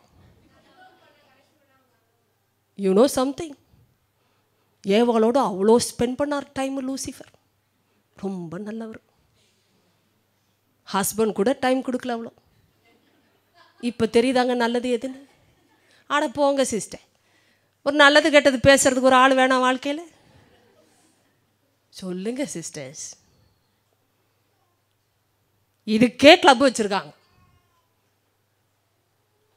வீட்டில் ஒன்று வேலைக்கு போயிடுச்சுன்னா அப்புறம் என்ன பண்ணுறது? பொழுது போகணுமில்ல. சொல்லுங்க, எவ்வளோ டைம் ஸ்பெண்ட் பண்ணால் ஒரு நல்ல ஃப்ரெண்டாக இருக்கலாம். நேரம் எடுத்து பேசுகிறாப்புலனா எவ்வளோ நல்ல ஃப்ரெண்டு.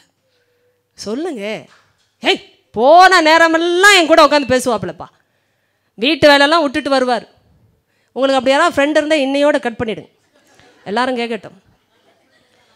வீட்டில் ஒய்ஃபை விட்டுட்டு பிள்ளைய விட்டுட்டு ஃப்ரெண்டுன்னு சொல்லிட்டு 12 மணி வரைக்கும் எல்லாம் கிறிஸ்தவ உலகம், வேறு யாரையுமே பேசலை. வீட்டில் ஒய்ஃபு பிள்ளைங்க இருப்பாங்க, இவங்களுக்கு ஃப்ரெண்டு முக்கியம். Family life is next. What's of friendship? நல்ல நண்பர் எப்படிங்க அது நல்லதுன்னு சொல்கிறது? இப்போ சொல்லுங்கள் நீங்கள். இருந்தாலும் இந்த ஐக்கியத்தை உடைக்கிறாரே. கணவன் மனைவிக்கு கூட நேரம் இல்லாமல் ஃப்ரெண்ட்ஸ் இருக்கிறாங்க சில பேருக்கு. I don't know, you have to tell me now. இதெல்லாம் தான் practical questions. How do you know somebody is good? Because that person is giving more time to you, counselling you, leading you, giving you money in your time of need. உதவி கேட்டு போனால் பணம் கொடுக்க தவறுவது இல்லை, நேரம் கொடுக்க தவறுவது இல்லை, உங்களோடு ஆலோசனை பேசுவதில் தவறுவது இல்லை, உங்களுடைய ஐக்கியத்தை ஒரு நாளும் தவற விடுவது இல்லை. உங்களுக்கு சாப்பாடு கொடுக்குற நண்பர். ஐயோ, எப்போ போனாலும் நாங்கள் ஹோட்டலில் போவோம் பாருங்க, ஐயோ நேரம் போகிறதே தெரியாது. சொல்லுங்க சொல்லுங்க, எல்லாமே நல்லது. இப்போ நீங்கள் சொன்ன எல்லாம் நல்லது இருக்குல்லம்மா. சாப்பாடு போடுற ஆள் நல்லவர் தானே? என்ன சிஸ்டர் இப்படி கேட்டீங்க? பின்ன நமக்கு நான் போகிற ஹோட்டலில் நான் காசு கொடுக்குறதில்ல, அவர் கொடுக்குற நல்ல நண்பர் இல்லையா? லூசிஃபர் தான் ஆப்பிள் கொடுத்தான். ஆப்பிள் தான் கொடுத்தானான்னு தெரியாதுங்க, எல்லாரும் இந்த ஃபோட்டோவில் காட்டுறாங்கங்க, அதனால நானும் சொல்லிட்டேன்.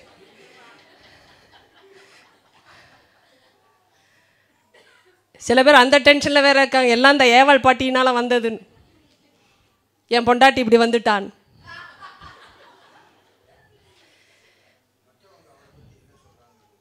ஆட லூசிஃபரை பற்றி யார் சொல்லியிருக்கலாம்?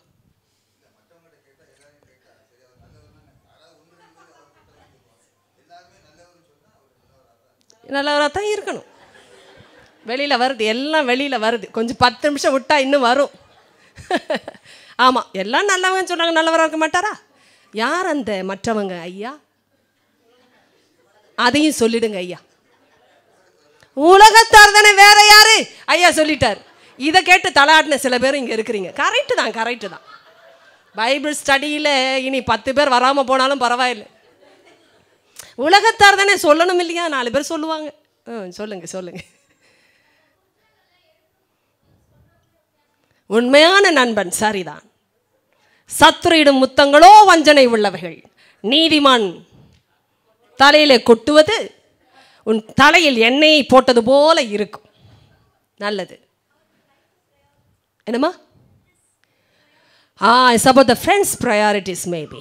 ஓகே ஓகே, அவங்களுடைய ப்ரையாரிட்டிஸ் என்ன என்பதை வைத்து அவங்க நல்லவங்கன்னு சொல்வீங்களா? வருகிறது வெளியிலே சொல்லுங்கள். வேறு கனி, ப்ரையாரிட்டிஸ், வாழ்க்கை முறை, வேறு நல்லது செய்கிற காரியங்கள், நேரம், நீதி சொல்லியிருக்கிறீங்களா ஐயா? ஓகே, நீதி. we need someone who can criticize our lives. ஐயோ, எத்தனை பேருக்கு அது பிடிக்கும்? லவ்விங்லி லவ்விங்லி அதையும் சொல்லிட்டாரே, ரொம்ப அடிபட்டுருக்கிறீங்க கெவின். கரெக்ட். கிரிட்டிசைஸ் பண்ணாலும் பண்ணியா, கொஞ்சம் அன்பா பண்ணு. கரெக்டாக சொன்னப்பா. ரைட். அதுதான் நண்பன். இப்படியெல்லாம் இருந்தால் சிறந்தவர்கள் நீங்கள் நினைக்கிறீங்களா? சொல்லுங்க. Based on the character. How do you know the character? அதேங்கப்பா, once you mingle with them you will come to know their character. கரெக்டாக சொன்னீங்க. இப்போ இவங்க எல்லாம் சொல்லிட்டாங்கப்பா, அந்த கேரக்டரில் பல வெளிச்சங்கள்லாம் சொல்லிட்டாங்க. அப்போ அவங்க நல்லவங்க தானே? போச்சுடா, இவ்வளவும் பேசினீங்க, எல்லாம் நாசமாக போச்சுன்ட்டார் ஐயா. அவங்க மூச்சு விடுறாங்களான்னு பாருங்க, அவங்க பேச்சே நம்பாதீங்கன்னு சொல்லிட்டார். கரங்களை தட்டிடுங்க. ஐயோ, அதுக்கும் தட்டிடுவீங்க எனக்கு தெரியும். நல்ல மக்களை கொடுத்திருக்கிறார் தேவன். நாசியில் மூச்சு இருந்தால் செக் பண்ணி பாருங்க. அவங்க நாசியில் மூச்சு இருக்கிற வரைக்கும் பேச்சை நம்பாதீங்க. இப்போ முடிவுக்கு வந்தோம்னா, அவ்வளோதான் சொல்லிட்டாங்க அம்மா முடிவை. கர்த்தரை மட்டும் நம்புறதான் நல்லது. அவரும் சொல்லிட்டார், என்னதான் நம்பு, மனுஷன் நம்புவதற்கு அவன் எம்மாத்திரம், நாசியிலே சுவாசமுள்ள மனுஷனை நம்புகிறதுக்கு அவன் எம்மாத்திரம். அவ்வளோதான். நம்பிக்கைன்னு வரும்பொழுது ஆண்டவர் தான்மா. கரெக்டாக சொன்னீங்க. இப்போ நான் கேட்குறேன், அதே ஆண்டவர் தான் உறவுகளையும் கொடுத்தார். இல்லை என்றால் திருமணத்தை, குடும்பத்தை அவர் நினைத்திருக்கவே மாட்டார்.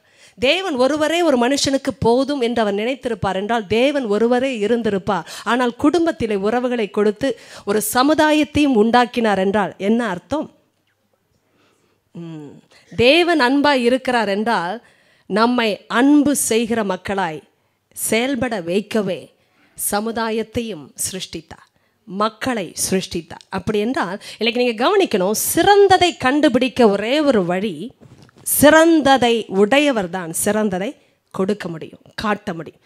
இப்போ நீங்கள் கவனிங்க, உங்கள் உலகத்தில், அதான் உங்கள் உலகத்தில், இப்போ ஐயா சொன்னால் சில வார்த்தைகளை நீங்கள் சொல்லிக்கொண்டே இருக்கிறீர்கள். How do you know somebody is good? You have to understand from the source of goodness. அப்படின்னா யார் நல்லவர்களோ அவர்களை வைத்துத்தான் நல்லதை கண்டுபிடிக்க முடியும்னா, நல்லவங்க யாரு? நீங்கள் சொன்னது போல முடிவுக்கு வந்தா யாருமே இல்லை. ஏன் இல்லை? எல்லாருமே பாவம் செய்தவர்கள், தேவ மகிமையை இழந்து விழுந்தவங்க. இவர்களுக்குள் நல்லதை எப்படி தேட முடியும்? You cannot. என்னை பார்த்து கொண்டிருக்கிற சகோதர சகோதரி, நன்றாய் கவனிங்க. சிம்பிள் பிரின்சிபிள்ஸ் இந்த Bible, but mind boggling theories. யாரையுமே நம்ப முடியாது, யாருடைய கேரக்டரும் சுத்தம் கிடையாது.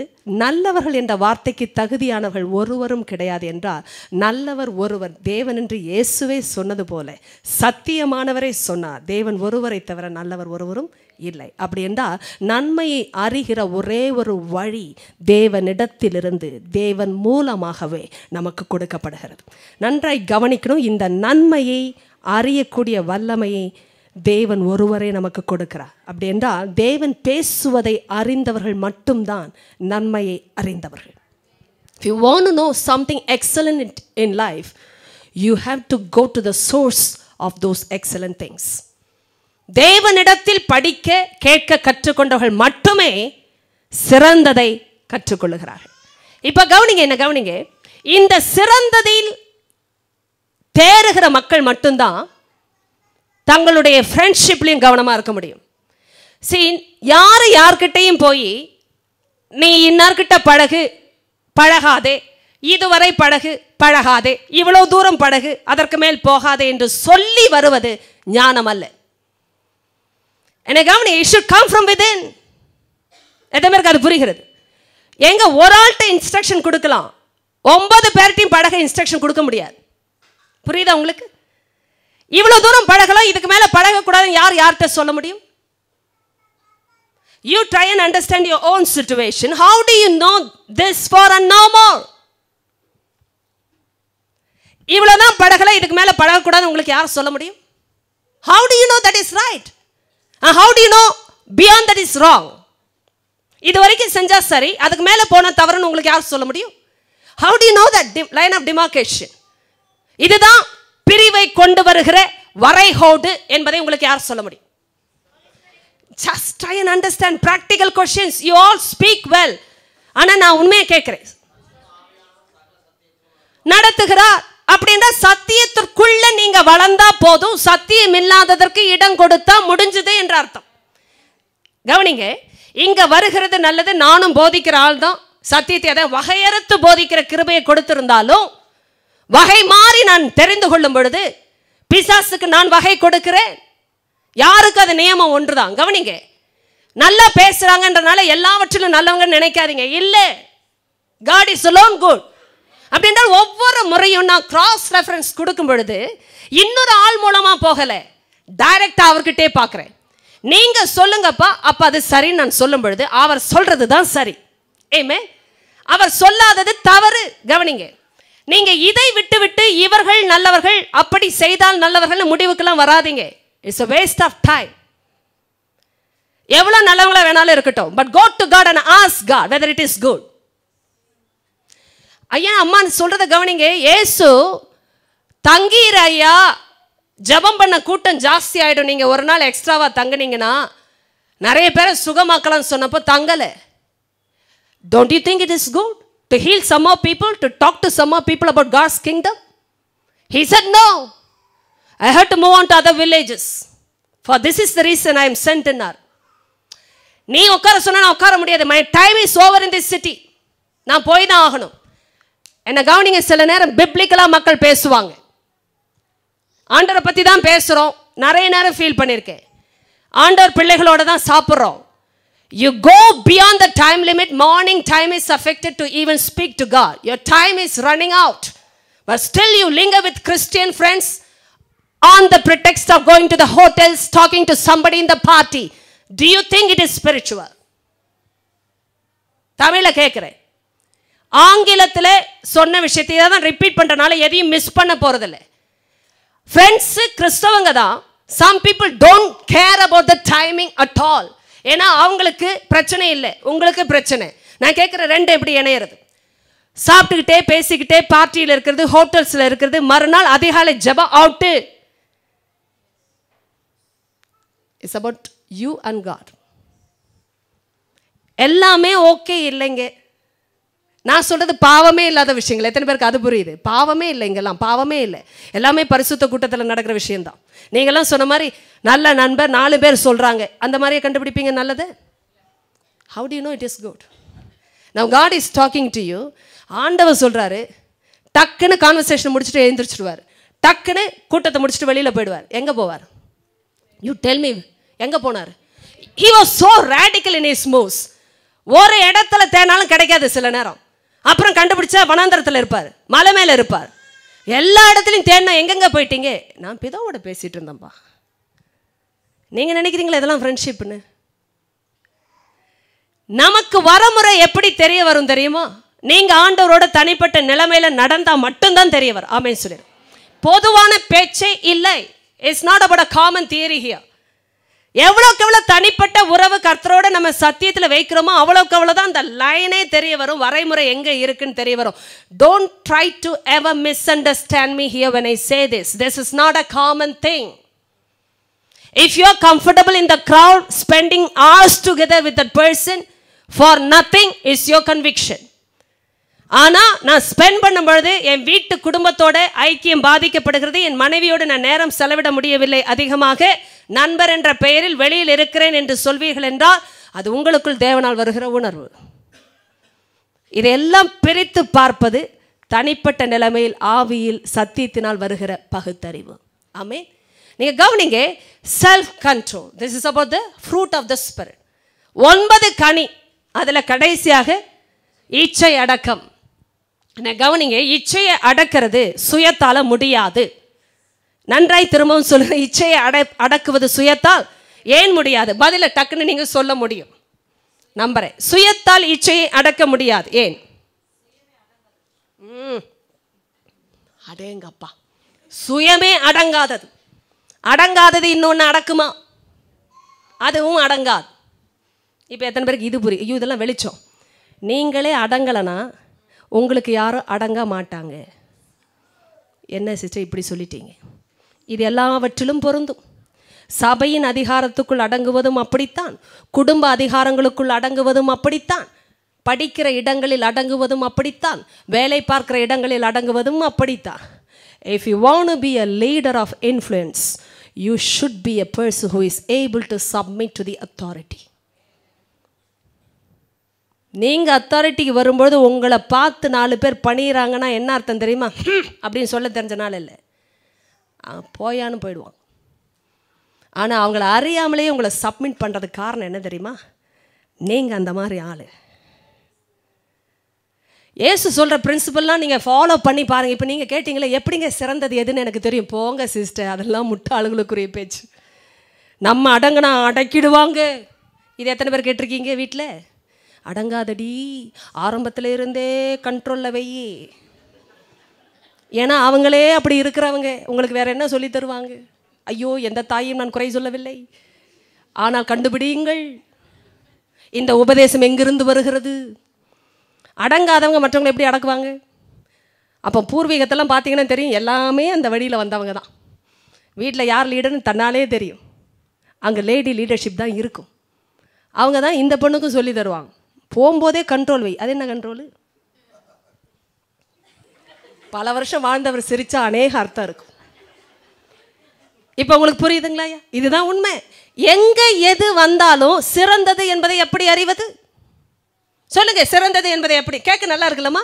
அட யாருக்கு கேட்க இஷ்டம் இருக்காது? நீ தான் லீடராக இருக்கணும்னு சொன்னால் யாருக்கெல்லாம் சந்தோஷமாக இருக்குது? சொல்லுங்கள், எல்லாரும் சொல்லுங்கள், உண்மை உள்ளவர்கள் சொல்லுங்கள். நீ தான்ப்பா லீட்ரு அப்படின்னா எத்தனை பேருக்கு சந்தோஷமாக இருக்குது? அதை மட்டும் போய் கேட்போயா. நீ தான்மா லீட்ரு அப்படின்னு சொன்னால் எத்தனை பேருக்கு சந்தோஷமாக இருக்குது? என்ன இவ்வளோ தாழ்மையாக இருக்கீங்க? ஆட்டே அப்போ உண்மையான சந்தோஷம். அப்போ நீ தான் லீடர் அப்படின்னா ரொம்ப சந்தோஷம் இல்லை? எல்லாத்துக்கும் நீ தான் இன்சார்ஜ் இப்படி போடுவோமே, ஆடே எங்கள் அப்பா ரொம்ப சந்தோஷம். அப்போ இதை சொல்கிற ஆள் நல்ல ஆள் தானே? சொல்லுங்க. இப்போ பதில் வந்தே ஆகணும், கொஞ்சம் நேரம் தான் இருக்குது. இப்படி சொல்கிற ஆள் நல்ல ஆள் தானே? அப்பா போகிற வீட்டுக்கு நீ தான் இன்சார்ஜ், அந்த கீ உன் கையில் தான் கொடுக்குறேன், பீரோவை திறக்கிறதும் மூடுறதும் நீ தான் அப்படின்னு சொல்லி ஒரு பொண்ணு கையில் ஒரு கீ கொடுத்தா சந்தோஷம் இல்லை? சொல்கிற ஆள் நல்ல ஆள் இல்லை? நல்ல ஆள் தான். சொல்லிட்டீங்களாம்மா? ஐயோ அப்பா சொல்லுங்கள் சொல்லுங்கள், எல்லாம் ப்ராக்டிக்கலாக தான் பேசுகிறோம். நல்ல ஆளா இல்லையா? இதே மாதிரி தான் ஒரு ஆள் சொன்னான். என்ன சொன்னா? நீயே தேவனா இருப்பா என்றது. இப்போ தெரியுதா அந்த ஆள் யாருன்னு? நான் சொல்லலாமா அந்த வார்த்தை? நீ தான் லீடர்னு சொல்கிற எல்லாருமே நல்லவங்கன்னா இப்போ இதனாலே சில பேருக்கு பிடிக்காது. நீ அடங்கிருன்னா ஆகாது. ஏன் வந்தேன் நான் அடங்கின ஆளனும் பேசாமல் அடங்கணும்னு பேசிகிட்டு இருக்காங்க. இதெல்லாம் நல்ல வார்த்தையை. அடுத்த முறை இந்த அம்மாட்ட ஆலோசனைக்கே போகக்கூடாது, முடிவு உள்ள பண்ணிடுவாங்க. ஏன்னா இந்த வார்த்தைலாம் பிடிக்காது. அப்பா நீ அதிகாரத்துக்கு அடங்கி இருக்கணும், நீ ஒளிவு மறைவு இல்லாமல் பேசணும், பொய்யை பேசக்கூடாது, உண்மை தான் பேசணும், நீ அப்பா அம்மா அதிகாரத்துக்கு அடங்கி இருக்கணும், புருஷனுக்கு அடங்கி இருக்கணும் அப்படின்னா சொல்கிற வார்த்தை பிடிக்காது. ஏன்னா இந்த அடங்கிறது பிடிக்காது நிறைய பேருக்கு. இப்போ சொல்கிறேங்க நீங்கள் 1 பேதுரு வீட்டில் வாசிங்க, 5வது அதிகாரம் 7வது வசனம். நீங்கள் தேவனுடைய பலத்த கரத்திற்குள் அடங்கி. எதற்கு அடங்கி இருக்கணும்? எதற்கு அடங்கி இருக்கணும் என்று கேட்டேன். ஏற்ற காலத்தில் அவர் உங்களை உயர்த்தும்படிக்கு நீங்கள் தேவனுடைய பலத்த கைக்குள் அடங்கியிருங்கள். ஆமென். இப்போ என்ன கவனிங்க, ஆண்டவர் உயர்த்துவதற்கு முன்பாக அடங்குவதை பேசினவர். உண்மையா இல்லையா?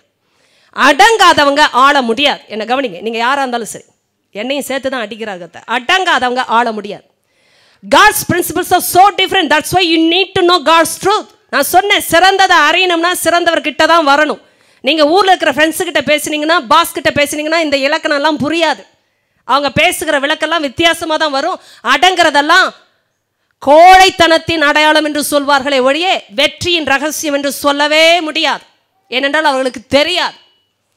இதைதான் இயேசு சொன்னார், என்னிடத்தில் ஏற்றுக்கொண்டு என்னிடத்தில் கற்றுக்கொள்ளுங்கள்னு சொன்னவர். என்ன சொன்னார் தெரியுமா? I am your boss, I am your leader, I know how to speak, you must understand, I am influential எல்லாம் பேசலை.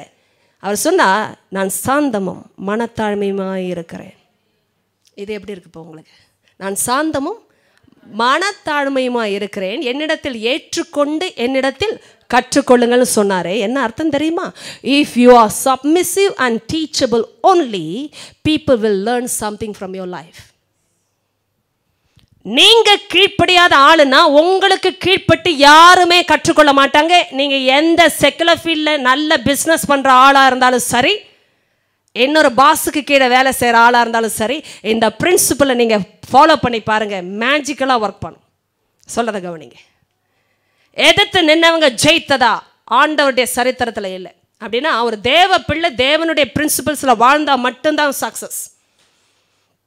Don't rub with your boss, don't rebel against your authorities. It's a seed of rebellion. தெரியுமா உங்களுக்கு? அந்த விதையே முரட்டாட்டமாக இருந்துச்சுன்னா உங்கள் பிள்ளைகள் invariably அப்படி தான் இருப்பாங்க. நிறைய பேர் இதை அறுக்கும் பொழுது தான் ஆச்சரியப்பட்டு போனார்கள். என்ன நான் பண்ண தப்பி என் பொண்ணும் பண்ணுறாங்க, என் பையனும் பண்ணுறாங்கன்னு ஆச்சரியப்பட்டீங்கன்னா, அந்த தப்பு பார்த்தீங்கன்னா பூர்வீக வழியில், வம்ச வழியில் அதே தவறாக தான் இருக்கும். மூதாதையர்கள் என்ன பண்ணாங்களோ அதே தப்பில் தான் வருவாங்க. அதே தவறு. முரட்டாட்டம் இருக்குன்னா அதே முரட்டாட்டம், ரிபல்லியன். கீழ்ப்படியாமனா கீழ்ப்படியாமல், குடி பிரச்சனைனா குடி, வேறு காரியங்கள் பழக்க வழக்கங்களா அதே சிந்தனையின் பிரச்சனையும் அதே தான். பொய்யா பொய், எல்லாம் வம்சாவளியில் வருகிற விஷயங்கள். இதெல்லாம் பைபிளில் இருக்குது. சரி, நான் சொல்கிறத நல்லா கவனிங்க. ஆண்டவர் ஆபிரகாமை விசுவாசத்தின் தகப்பன், ஆண்டவருடைய சிநேகிதன் என்று அழைத்தார் அல்லவா? என்ன பாருங்க, ஆண்டவருக்கே சிநேகிதன் எப்படிங்க போய் சொல்லுவான்? Try and understand this. கர்த்தர் யாரையும் பரிபூர்ணம் உள்ளவர்களாக இருப்பதினால் ஃப்ரெண்ட்ஸ்ன்னு அழைக்கல. ஆனால் தவறு தவறு தான் என்பதை அறிய வேண்டும் என்பதற்காக தான் வெளிச்சம் போட்டு வீட்டோட பிரச்சனைகளை எழுதியிருக்கிறார். எத்தனை பேருக்கு புரியுது? தேவனுக்கு நண்பன் தான், ஆனால் வாழ்க்கையில் இருந்த பிரச்சனை பொய்.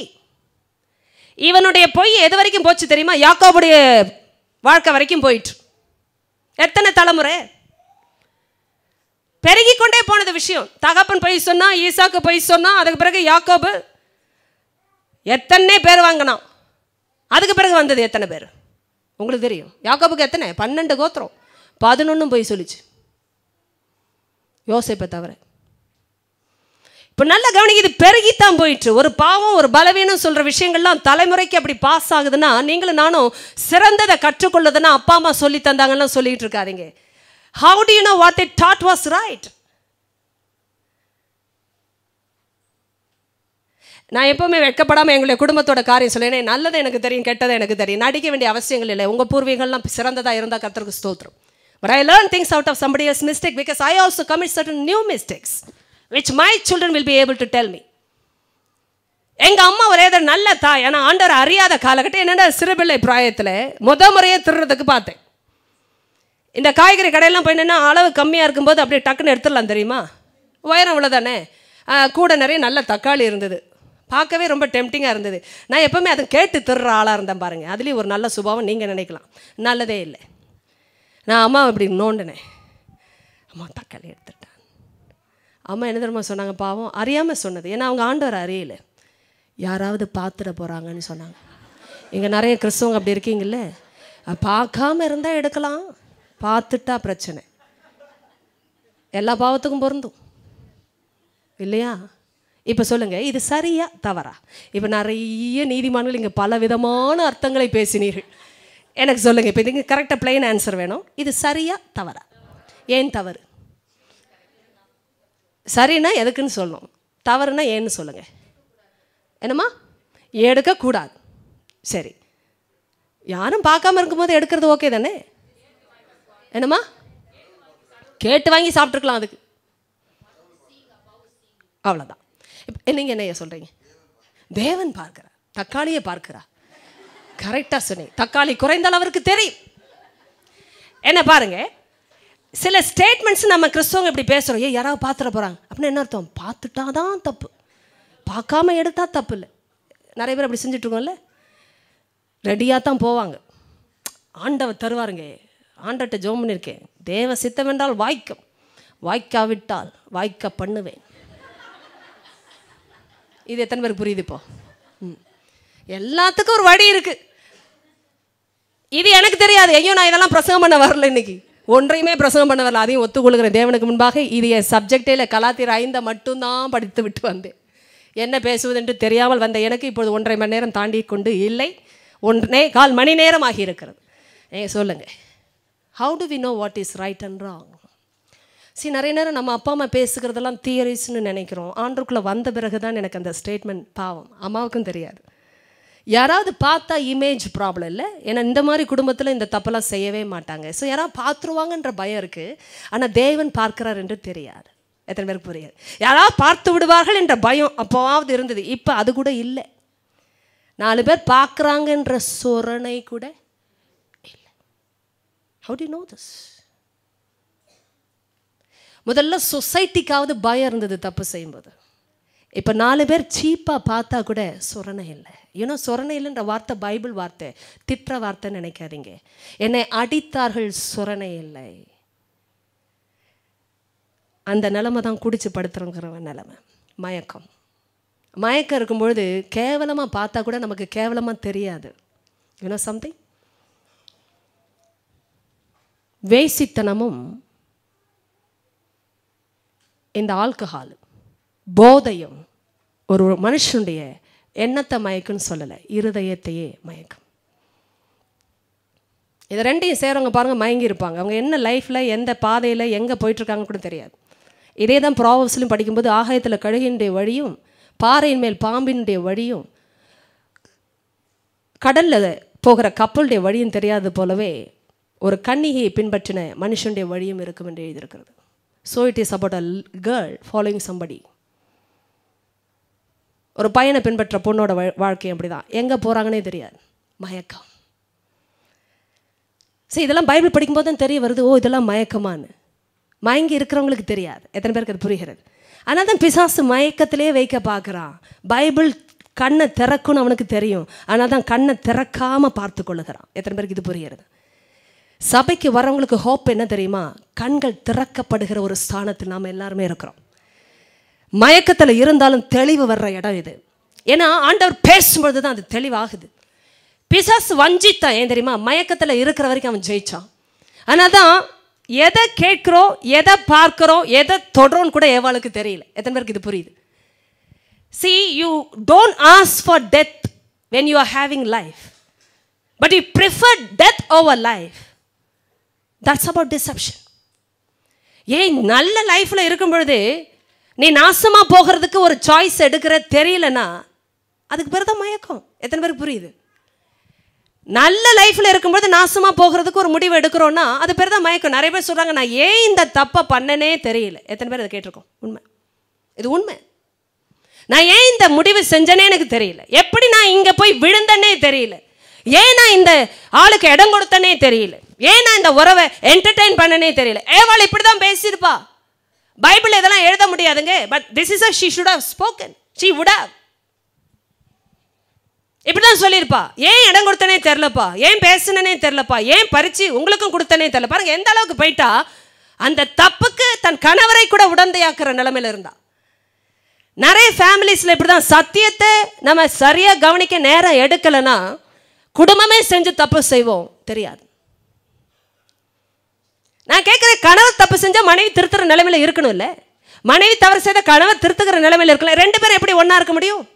நல்லா கவனிங்க, நல்லா கவனிங்க.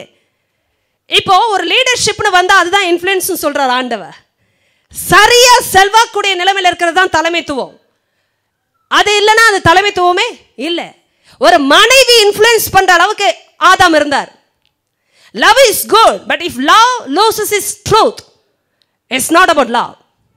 இன்னைக்கு நான் படித்தேன், அன்பில் பரிசுத்தம் உள்ளவர்களும் குற்றமற்றவர்களுமாய் இருப்பதற்கு உலக தோற்றத்திற்கு முன்னே அவர் நம்மை தெரிந்து கொண்டார். நான் அதுக்கு அடுத்த வாரம், ஏன்னா இதெல்லாம் நான் படிச்சுட்டு வந்தேன் எபேசியர் 1ல. Love has to be holy. How do you know the love you got is holy? எனக்கு இதெல்லாம் ஆச்சரியமா இருக்கு. How do you know the love is holy? அம்மா என்ன பாருங்க, ஐயா பாருங்க, நம்ம முடிக்க போறோம். அன்பில் பரிசுத்தன்ற வார்த்தையை வசனம் தான் சொல்லுது எனக்கு. அன்பில் பரிசுத்தம் உள்ளவர்களாக இருப்பதற்கு நம்மை தெரிந்து கொண்டாராம். அப்பனா நான் ஆண்டவர் தெரிந்து கொள்வதற்கு முன்பாக அன்பு இருந்தது, ஆனால் பரிசுத்தமா இல்லை. எத்தனை பேருக்கு அது புரிகிறது?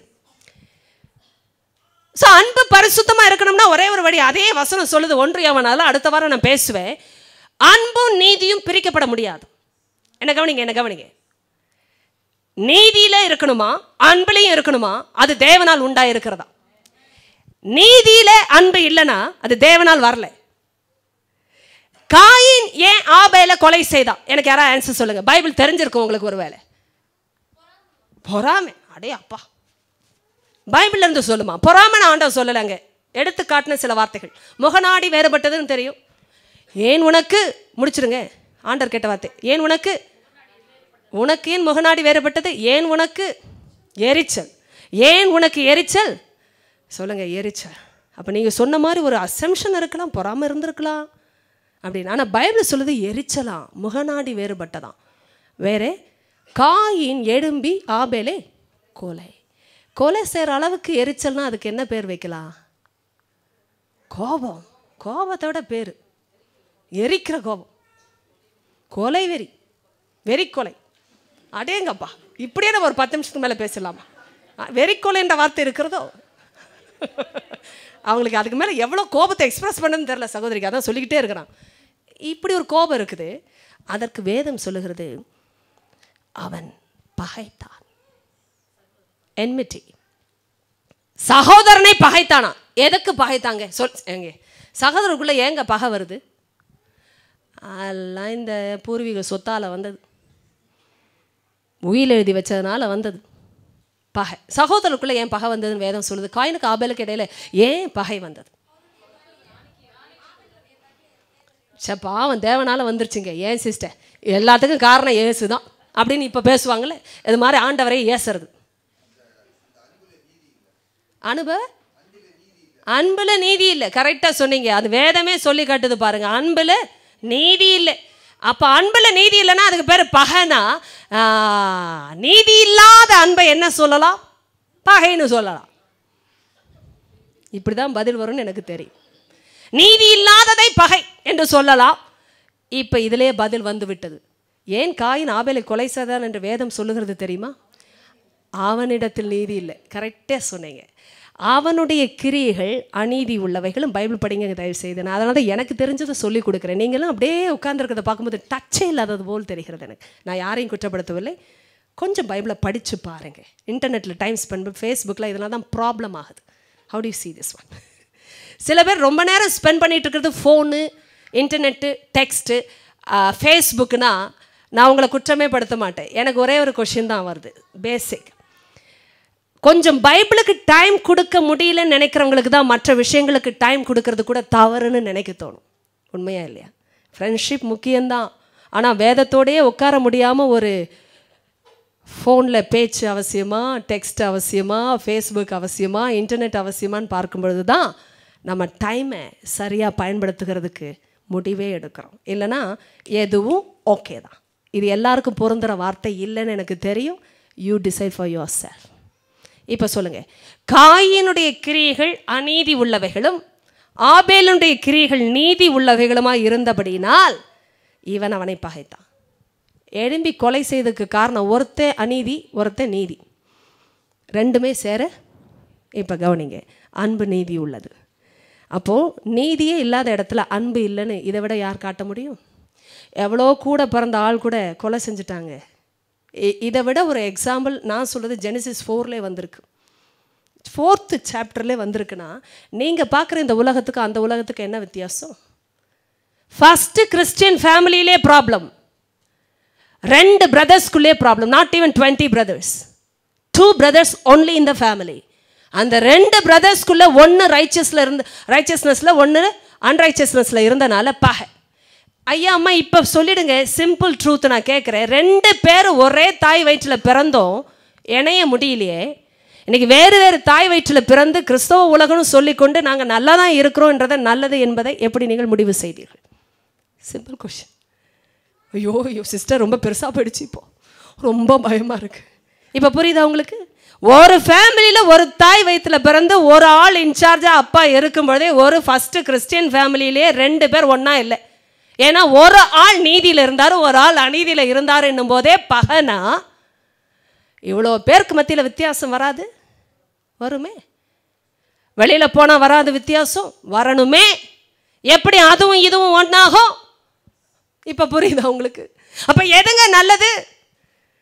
ஆபேல்னு பேர் வச்சா நல்லதுன்னு சொல்லாதீங்க. இதுக்கே சில பேர் முடிப்பா, அப்போ என் பிள்ளை பிறக்கிற பிள்ளைக்கு ஆபேல் தாங்க பேர் வைப்பேன், ஏன்னா ஆபேல் தான் நல்லவன். அவன் நல்லவன், இவன் பிறக்க போகிறது இப்படியெல்லாம் முடிவுக்கு வராதிருங்கள். அதனால சிறந்தது எது என்பதை அறிய வேண்டும் என்றால் சிறந்தவரிடத்திலிருந்து தான் பெற்றுக்கொள்ள முடியுமே தவிர சிறப்பானவர்கள் என்று மற்றவர்கள் சொல்வதினாலோ நாம உணர்வதினாலோ சிறந்தது ஆகாது. இதனால் தான் ஏவாளை வஞ்சித்த பிசாசு மயக்க நிலைமையில் அவளை கொண்டு போனபடியினால் தீமையை தந்த படம் நன்மையாய் தோன்றிற்று, மரணத்தை கொடுத்த படம் ஜீவனுக்குரியதாய் தெரிந்தது. ஏனென்றால் ஒரு ஆள் உங்களை பார்த்து நீ தான் இன்சார்ஜுன்னு சொல்கிறதுனால நல்லவங்கன்னு நினைத்து விடாதிருங்கள். ஆலோசனை எங்கிருந்து வருகிறது என்று பாருங்கள். ஏனென்றால் இன்சார்ஜாக இருக்கிறது சிறப்பு இல்லை, இன்சார்ஜு இன்ஃப்ளூயன்ஷியலாக இருக்கணும். அப்படின்னா என்ன அர்த்தம்? தலைமைத்துவத்துக்கு வர்றவங்க தாழ்த்துகிறவர்களாக இருக்கணும். ஏசு சொன்னார், நான் ஊழியம் கொள்ளும்படி வராமல் ஊழியம் செய்யவே வந்தேன்.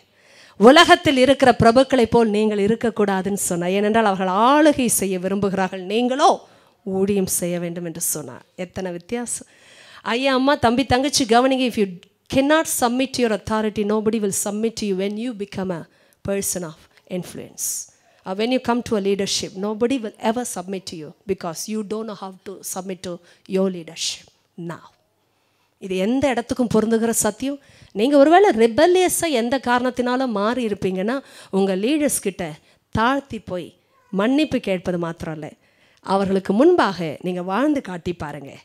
உங்கள் லைஃப்பில் ஒரு நாள் கர்த்தர் உயர்த்துகிற நேரம் வரும்பொழுது உங்களுக்கு அடங்குகிற மக்களை ஆட்டோமேட்டிக்காக கர்த்தர் எழுப்புவார். இதெல்லாம் அனுபவிச்சாதான் தெரியும், அனுபவிச்சாதான் தெரியும். நீங்கள் முயற்சிக்காமலேயே நடக்கும் விஷயங்கள். ஏன்னா நீங்கள் தாழ்த்துகிற ஆள், சாந்தமான ஆள், கற்றுக்கொள்ளுகிற ஆள். அதனால் உங்ககிட்ட வர்றவங்க உங்களை பார்த்து கற்றுக்கொள்ளுகிறார்கள். ஏமே இதுதான் இன்றைக்கு நாம் கற்றுக்கொள்ளுகிற ஆவியின் பிரமாணம். மாம்சத்தின் காரியத்தை அடுத்த வாரம் நான் டச் பண்ணுறேன். இன்றைக்கி எதை சொல்ல வந்தேனோ அதை சொல்லவே இல்லை, ஆனால் நாம் கற்றுக்கொண்டது அதிகம். நீங்கள் இதெல்லாம் புரிந்து வைத்துக் கொள்வீர்கள் என்றால் இந்த கோட்பாடுகள் வாழ்க்கையில் எந்த சூழ்நிலையிலும் நம்மை விடுதலை செய்யும். ஏமே எல்லாரும் எழுந்து நிற்கலாமா? ஒருமனப்பட்டு நம்ம ஜெபிக்கலாம். எல்லாரும் சொல்லுங்கள், உங்கள் சொந்த பாஷையை பயன்படுத்தி ஆவியானவருக்கு நன்றி சொல்லுங்கள். அப்பா, நீங்கள் என் வாழ்க்கையில் வெளிப்படுத்தலாம் எனக்கு ஒன்றுமே புரியாது சுவாமி. என் கண்களை திறக்கிறவர் நீங்கள் மட்டும்தான். என் வாழ்க்கையில் எனக்கு ஒரு வரைமுறையை காட்டுகிறவர் நீங்கள் மட்டும்தான். எனக்கு இது சிறந்தது சிறந்தது இல்லாதது எது என்று ஒன்றுமே தெரியாதப்பா. ஆனால் எனக்கு போதிக்கிறவர் நீர் மாத்திரமே. உங்கள் வார்த்தையை படித்து நான் ஒரு நாளும் விவேகத்தை இழக்க முடியாது. நான் விவேகியாய் வாழ ஒரே ஒரு வழி உம்முடைய வார்த்தை மாத்திரமே. அப்பா, உங்கள் வார்த்தையை கொடுத்துத்தான் எங்களை விவேகிகளாய் மாற்றுகிறேன். இந்த ராத்திரி வேளையிலும் இந்த சத்தியத்தை கேட்ட ஒருவர் கூட விவேகத்தை இழக்க முடியாது. விவேகத்தை உடையவர்களாய் வாழ கர்த்தர் பேசிக் கொண்டிருக்கிறதுக்காய் ஸ்தோத்திரம். விவேகி ஆபத்தை கண்டு மறைந்து கொள்ளுகிறான், பேதைகளோ நெடுக போய் தண்டிக்கப்படுகிறார்கள் என்று வேதம் சொல்லுகிறதப்பா. இயேசுவின் நாமத்தில் என்னோடு சேர்ந்து ஜெபிக்கிற ஒவ்வொரு பிள்ளைக்காக பரலோகம் திறப்பதாக என்று கேட்கிறேன் பிதாவே. ஒருவர் கூட திசை தப்பி திக்கு தெரியாமல் தடுமாறுகிற நிலைமை வர முடியாது. ஏனென்றால் நம்முடைய சத்தியத்தை கேட்கிற இடத்தில் வருகிற பிள்ளைகளுடைய பாதைகள் வெளிச்சமாக இருக்கிறது சுவாமி. கால்களுக்கு தீபமாய் உம்முடைய வார்த்தையை அனுப்பி கொண்டே இருக்கிறதுக்காக நன்றி. உடைய பாதைக்கு வெளிச்சமாய் உம்முடைய வார்த்தை மாறிக்கொண்டிருக்கிறதுக்காக நன்றி. அப்பா, திசை தெரியாமல் ஒரு பிள்ளை கூட இங்கே தடுமாற முடியாது ராஜா. அவர்கள் கடந்து செல்லுகிற பாதையிலே வழி இதுவே என்று சொல்லுகிற சத்தம் நிச்சயமே அவருடைய காதுகள் கேட்கும் சுவாமி. அவர்கள் வலதுபுறம் இடதுபுறம் வழி விலகும் போதும் இதுவே வழி, இதிலே நடவு என்று சொல்லுகிற ஒரு சத்தத்தை அவருடைய காதுகள் கேட்கும் என்று வசனம் வாக்குத்தத்தம் பண்ணுகிறது. அதற்காக நாங்கள் நன்றி செலுத்துகிறோம் ஐயா. இயேசுவின் நாமத்தில் பிள்ளைகளை நான் வாழ்த்துகிறேன், ஆசீர்வதிக்கிறேன். இன்டர்நெட்ல யூடியூப்ல என்னை பார்த்து கொண்டிருக்கிற மக்களுக்காக நான் ஜெபிக்கிறேன் அப்பா. அப்பாவுடைய வாழ்க்கையிலே உம்முடைய வார்த்தை நீர் இந்த ராத்திரி அனுப்பி இருக்கிறேன். எந்த கோட்பாடும் சிறந்தது அல்ல சுவாமி, நீர் பேசும் பொழுது மாத்திரமே அது சிறந்தது. ஆண்டவரே, இந்த வாழ்க்கைக்கு நல்லது ஏது என்று நாங்கள் அறிய வேண்டும் என்றால் நல்லவரிடத்தில் மட்டும்தான் நாங்கள் அறிந்து கொள்ள முடியும். ஏசப்பா, உம்மை தவிர நல்லவர் ஒருவரும் இல்லை, நம்ப தகுந்தவர் ஒருவரும் இல்லை, சிறந்த குணமுள்ளவர் ஒருவரும் இல்லை. ஏசப்பா, உம்மிடத்தில் எங்கள் நம்பிக்கையை முழுமையாய் வைக்கும்படியா என்னோடு கூட சேர்ந்து ஜெபிக்கிற ஒவ்வொருவரையும் நீ ஆசீர்வதிக்க நான் ஜெபிக்கிறேன் அப்பா. நாசில சுவாசம் உள்ள மனுஷனை நம்புவதற்கு அவன் எம்மாத்திரம். ஆண்டவரே, அப்படி சொன்ன தெய்வமே, உம்மை நம்ப நீர் அழைத்திருக்கிறேன். கர்த்தரில் நம்பிக்கையா இருக்கிறவன் பாக்கியவான் என்றும் சொல்லியிருக்கிறது. அப்ப எங்க நம்பிக்கை மனுஷன் மேல நாங்க வைக்க விரும்பல சுவாமி. ஏனென்றால் நல்லவர்கள் எவருமே இல்லை. ஏசப்பா உம்மை நோக்கி பார்த்த முகங்கள் பிரகாசம் அடைந்தன. இந்த ஏழை கூப்பிட்டான், கர்த்தர் அவனை கேட்டு அவனுடைய இடுக்கண்களுக்கு எல்லாம் நீங்களாக்கி ரட்சித்தா. அப்பா உம்மை நோக்கி கூப்பிடுற ஒரு பிள்ளை கூட கஷ்டத்துல வேதனையில விவேகத்தை இழந்து ஆண்டவரை வழி தடுமாறக்கூடாது. சரியான முடிவுகளை எடுக்கட்டும். குழப்பத்தில் ஒரு முடிவு வேண்டாங்கப்பா. தெளிவிலேயே பேசுகிற தெய்வம். தெளிவில்லாமல் நீர் ஒன்றையுமே பேச மாட்டேன். அந்த காலத்தில் நான் இஸ்ரவேலோடு பேசினதே இல்லை என்று சொன்னவ அப்பா. நீங்க யதார்த்தமாய் பேசி நீதியை அறிவிக்கிற கர்த்தர் அப்பா. ஒரு நாள் நீங்க அந்த காலத்தில் பேசுகிற தெய்வம் அல்லப்பா. ஆனால் தெளிவில் பேசுகிற தெய்வமா இருக்கிறபடினா உடைய பிள்ளைகளுக்கு தெளிந்த புத்தி உண்டாகட்டும். குழப்பமான எண்ணங்கள் விலகட்டுமே இயேசுவின் நாமத்தில். இரண்டு விதமான வழிகள் எங்களுக்கு வேண்டாம் சுவாமி. அப்பா நீங்க நீதிக்குரியவர், வெளிச்சத்துக்குரியவர். நாங்க அநீதியில் அந்த காலத்துல இருந்து கொண்டு நீதியோடு ஒரு நாள் உறவு வைக்க முடியாதுப்பா. அதனால்தான் ஒத்துக்கொண்டு அறிக்கை செய்து விட்டுவிட தீர்மானித்து திரும்ப வருகிறோம். ஒவ்வொரு பிள்ளையும் அப்படியே ஆசிர்வதிங்க. அநீதியோடு தொடர்பு வைத்திருப்பார்கள் என்றா அது எந்த உறவா எனக்கு தெரியாது. ஏசப்பா அந்த உறவுகளை குறித்து எச்சரிக்கையா இருக்க கிருபைத்தார். அந்த வாழ்க்கையில உம்மை விட்டு பிரிக்கிற, சத்தியத்தை விட்டு பிரிக்கிற எதையும் குறித்து எங்களுக்குள்ள ஒரு எச்சரிப்பு இருக்கட்டும் அப்பா, உணர்வு இருக்கட்டும் என்று சொல்லி இயேசுவின் நாமத்தினுடைய பிள்ளைகளை நான் வாழ்த்துகிறேன், ஆசீர்வதிக்கிறேன். தொடர்ந்து எங்களோடு பரலோகம் இருக்கட்டும், சத்தியம் தொடர்ந்து வரட்டும். ஆவியானவர் எங்களோடு தொடர்ந்து சந்தோஷமாய் இருப்பீராக, ஆளுகை செய்வீராக. எங்களுடைய இருதயம் உங்களை துக்கப்படுத்த கூடாதுப்பா. என் வழிகளால் யோசனை உண்மை துக்கப்படுத்த கூடாது சுவாமி. எங்களை மன்னித்தருளும்படியாக ஜெபிக்கிறேன். ரத்தம் எங்களை கழுவட்டும். உமக்கு உகந்த பிள்ளைகளை எங்களை தொடர்ந்து வாழ கிருபைத்தார். எல்லா மகிமையும் உமைக்கு நாங்கள் கொடுக்கிறோம். பதிலை கொடுத்த அன்பு தெய்வத்துக்காக ஸ்தோத்திரம். ஏசப்பா உங்க அன்பு வார்த்தைகளுக்காக ஸ்தோத்திரம். பரிசுத்த ஆவியானவரே உம்முடைய தொடுதலுக்காக ஸ்தோத்திரம். இயேசுவின் நாமத்தில் ஜெபிக்கிறோம் பிதாவே. ஆமென், ஆமென், ஆமென். கரங்களை தட்டி பரிசுத்த ஆவியானவருக்கு ஒரு நன்றியை கொடுத்து விடுங்கள். தேவன் நல்லவர். ஹல்லேலூயா. நான் சொல்வதை கவனிங்க. சத்தியத்தை கேட்டோம், நான் ஜெபித்தேன். எனக்காக உங்களுக்காகவும் சேர்த்து ஒருமனப்பட்டு நான் ஜெபிக்கும் பொழுது நீங்கள் உங்கள் சொந்த வார்த்தையை சத்தமாக எழுப்பி சில வார்த்தைகளையாவது அறிக்கை செய்து பேசாவிட்டால் விடுதலை வராதுங்க. நீங்கள் எத்தனை வருஷம் கிறிஸ்தவர்கள் என்பது எனக்கு முக்கியம் இல்லை. சிலதெல்லாம் வேதத்தின் அடிப்படையில் நான் சொல்லி தான் ஆகணும். நீங்கள் வாயை திறந்து அறிக்கை செய்ய முடியலனா விடுதலை வராது. ஏனென்றால் அறிக்கை செய்யும் பொழுது தான் ரட்சிப்பு. நீங்கள் விசுவாசிகள் 1000 காரியத்தை இருதயத்தில் விசுவாசிக்கலாம், அறிக்கை பண்ண உதடுகளை திறக்கலைனா பிசாசு ஓட மாட்டான், விடுதலை வராது. அதனால் நம்ம அறிக்கை செய்ய வெட்கப்படக்கூடாது. உள்ளபடியே சத்தியத்தை கேட்டு 2 வார்த்தை, அது அப்பா என்னை தொடுங்க, நான் மாறணும், எனக்குள்ள அந்த வார்த்தை தொடர்ந்து என்னை ஆளுகை செய்யணும் சொல்லும் பொழுதே ஆண்டவர் இரக்கமாய் ஆளுகை செய்ய கிருபை தருவார். ஆமென்.